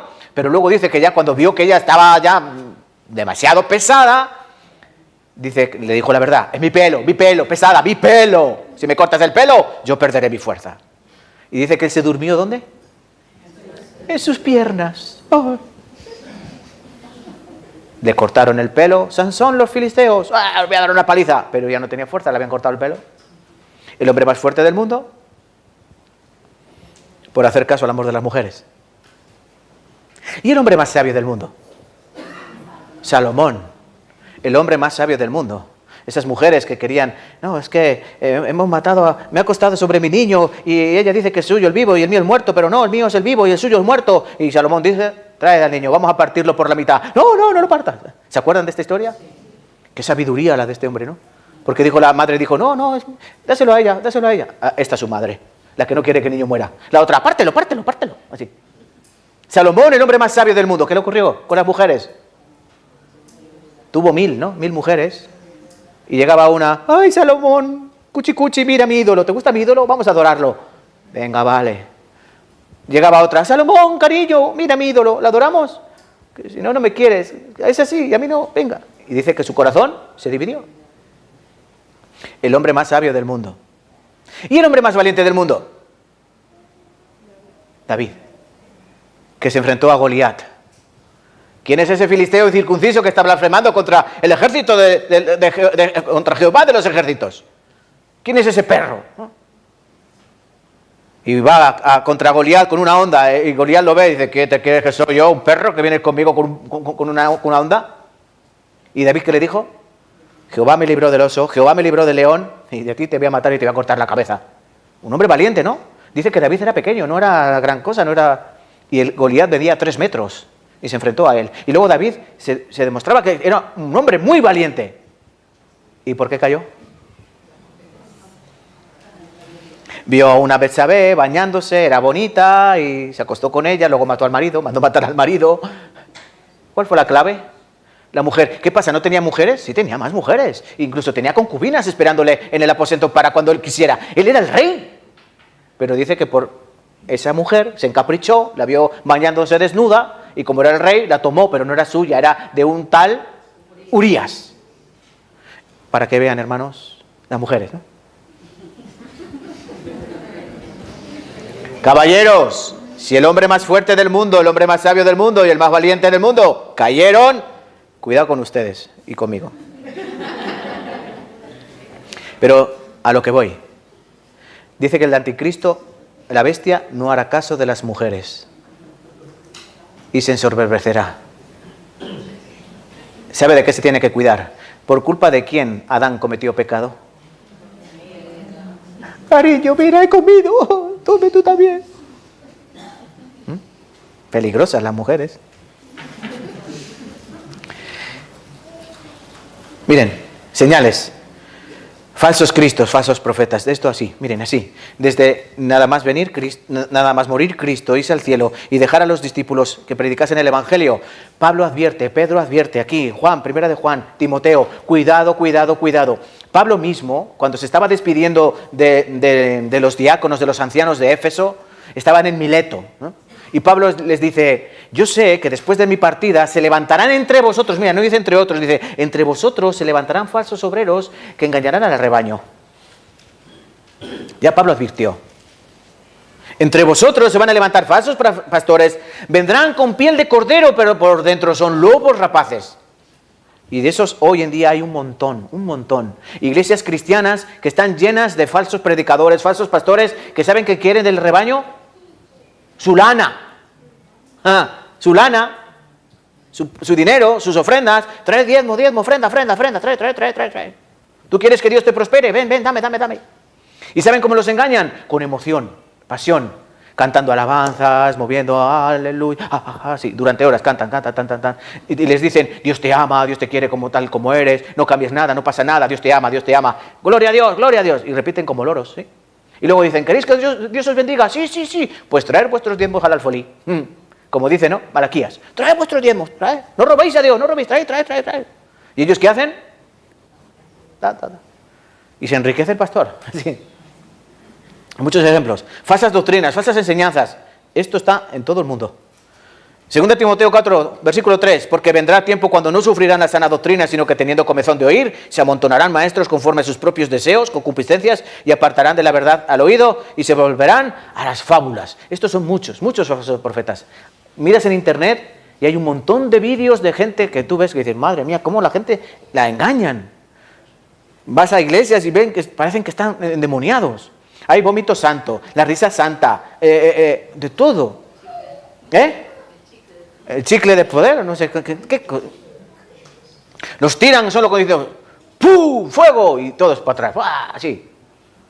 El que tiene entendimiento dice, eso no es normal, eso no es del Espíritu. Miren, los hijos de Dios no caen de espaldas, los hijos de Dios caen de rodillas, delante, hacia adelante. Los hijos de Dios no caen para atrás como una cucaracha, así. Mosca. Sectas, ¿no? 2 Corintios 11:4.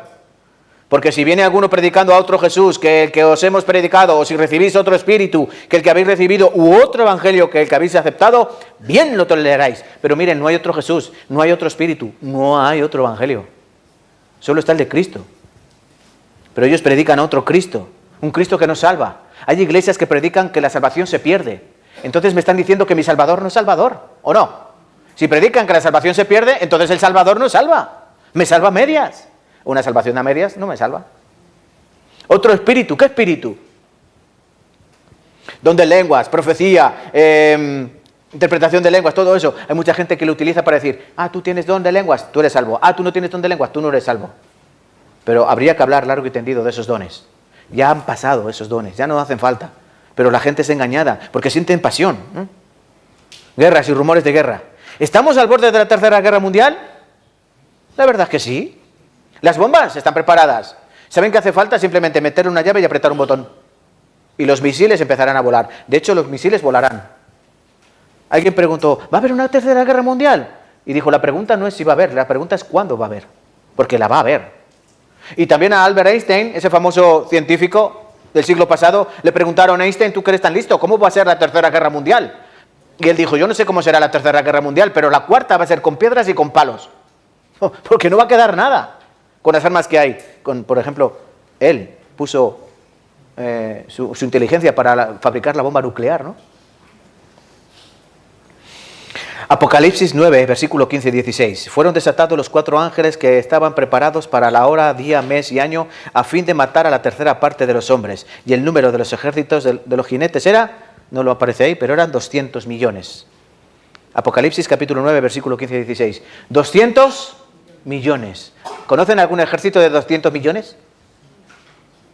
Si unimos China, Rusia, Irán, todos los países que se están uniendo en un eje, porque si ustedes ven las noticias, el mundo se está fragmentando claramente en dos. Antes de la Segunda Guerra Mundial, el mundo también se dividió en dos. Por un lado estaba lo que llamaban el eje del mal. ¿Cuál era el eje del mal? Japón, Italia y Alemania. ¿Sí? Mussolini, Stalin, así. Esos eran el eje del mal. ¿Y el eje del bien? ¿Quién era el eje del bien? Inglaterra, Estados Unidos y los aliados, que le llamaban, ¿no? El resto, los aliados. En la guerra mundial, ¡pum! Pero eran dos bandos. Es curioso, los rusos estaban juntamente con los americanos. Estaban aliados.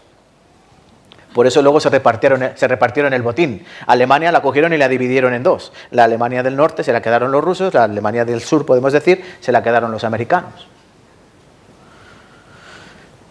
Aquí dice que en 1 hora matará a la tercera parte del mundo, de los hombres. ¿Cómo pueden morir? Escuchen, aquí esto lo escribió Juan en la isla de Patmos, con unos 100 años de edad, año 100 después de Cristo. ¿Cómo él podía ver que en 1 hora podrían morir la tercera parte de los hombres? No la tercera parte de un país, dice la tercera parte de los hombres. En 1 hora, ¿cómo puede ser eso? Si antes solo había flechas, arcos, espadas, poco más, lanzas, no hay más. No había ni pistolas siquiera. ¿Y cómo Juan dice que estaba todo preparado para la hora, 1 hora, día, mes, año, a fin de matar a la tercera parte de los hombres? Dios se lo mostró, ¿no? Zacarías. Vamos a buscar Zacarías. Antes del Nuevo Testamento tenemos Zacarías, Malaquías. Zacarías, capítulo 12.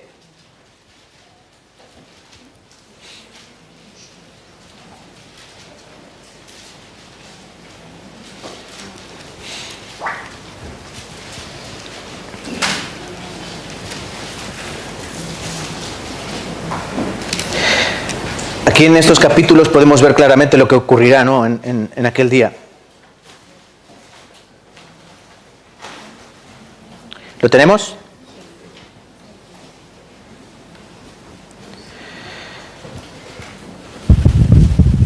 Vamos a leer, por ejemplo, Aquí yo, versículo 2 dice, aquí yo pongo Jerusalén, copa que hará temblar a todos los pueblos de alrededor contra Judá en el sitio de Jerusalén. ¿Sí?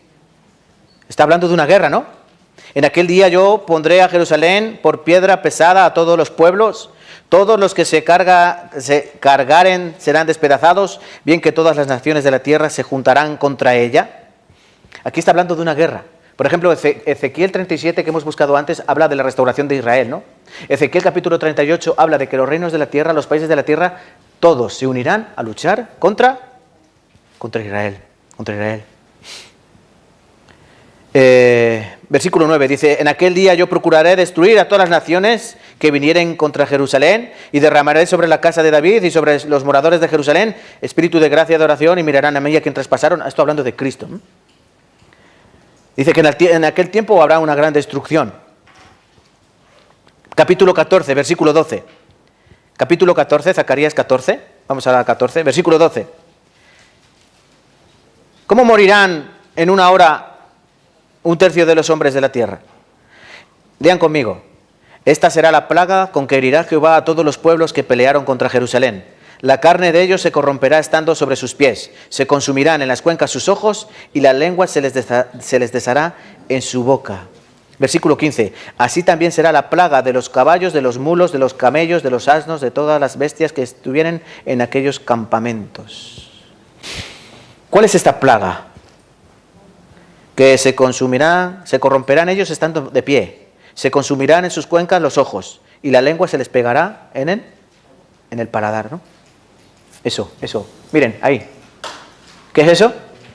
Una bomba nuclear, ¿no? La plaga con que herirá Jehová, se corromperán ellos estando de pie, se consumirán sus ojos en las cuencas y la lengua se les quedará pegada al paladar. La bomba atómica. Eso es lo que hace una bomba atómica.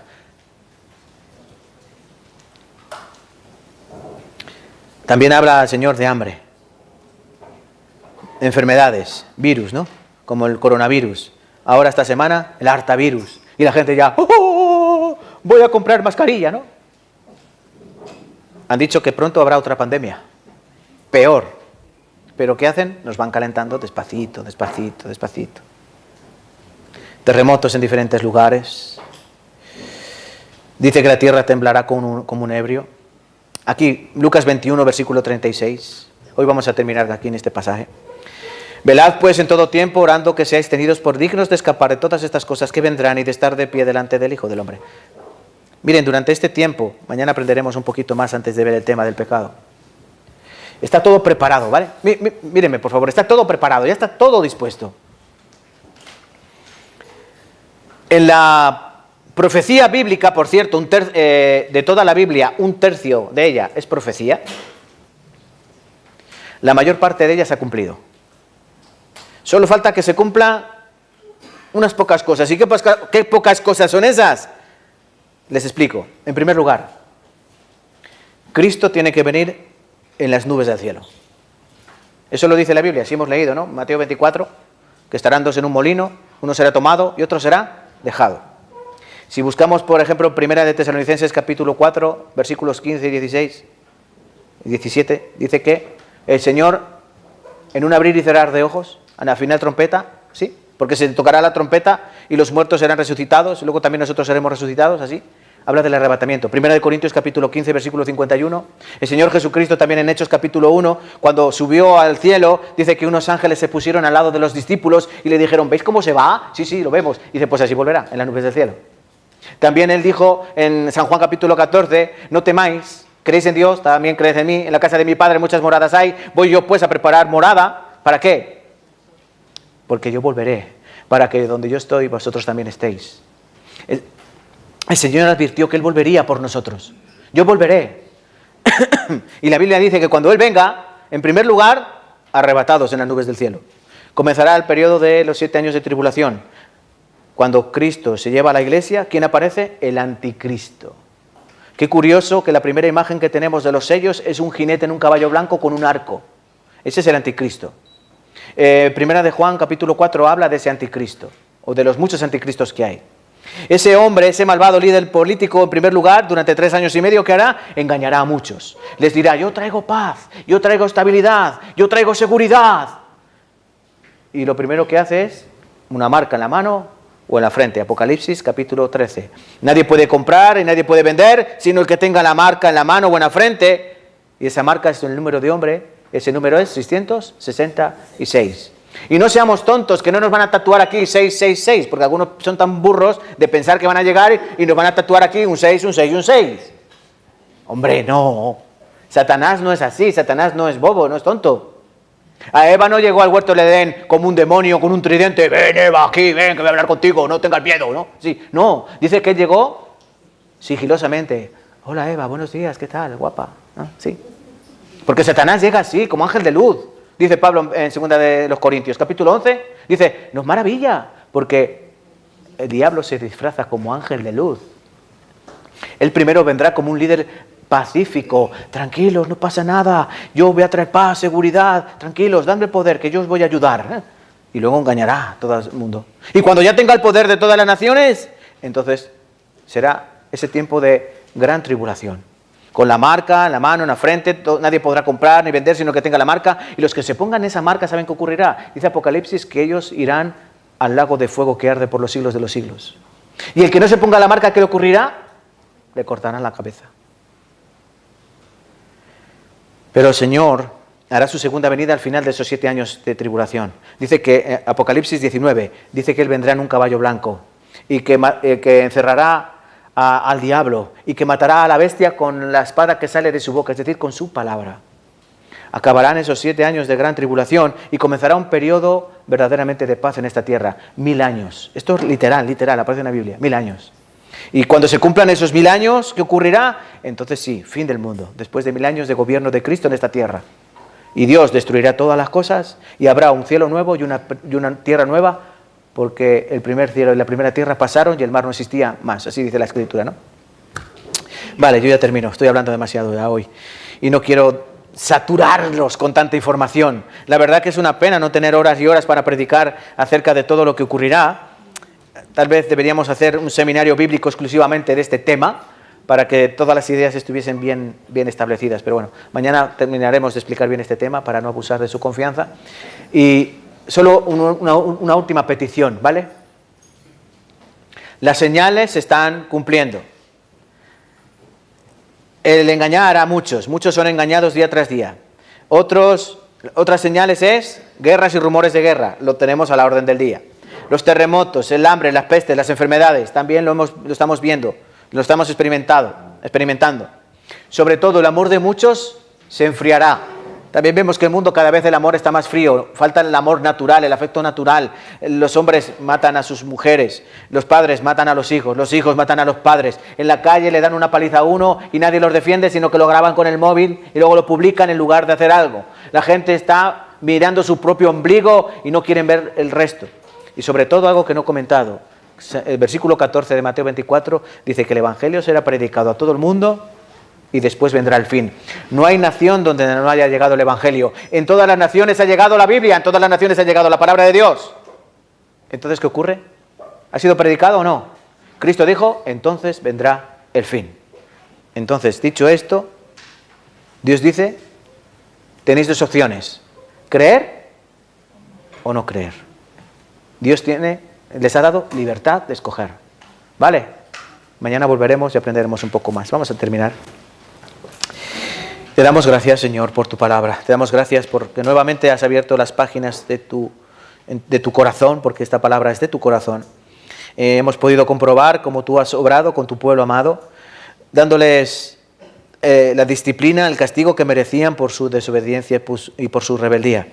Mas también, Señor, has tenido misericordia de ellos, los has restaurado y nos estás dando un claro mensaje que el tiempo se está cumpliendo de todas las cosas y que pronto el Señor Jesucristo vendrá con poder y con gloria.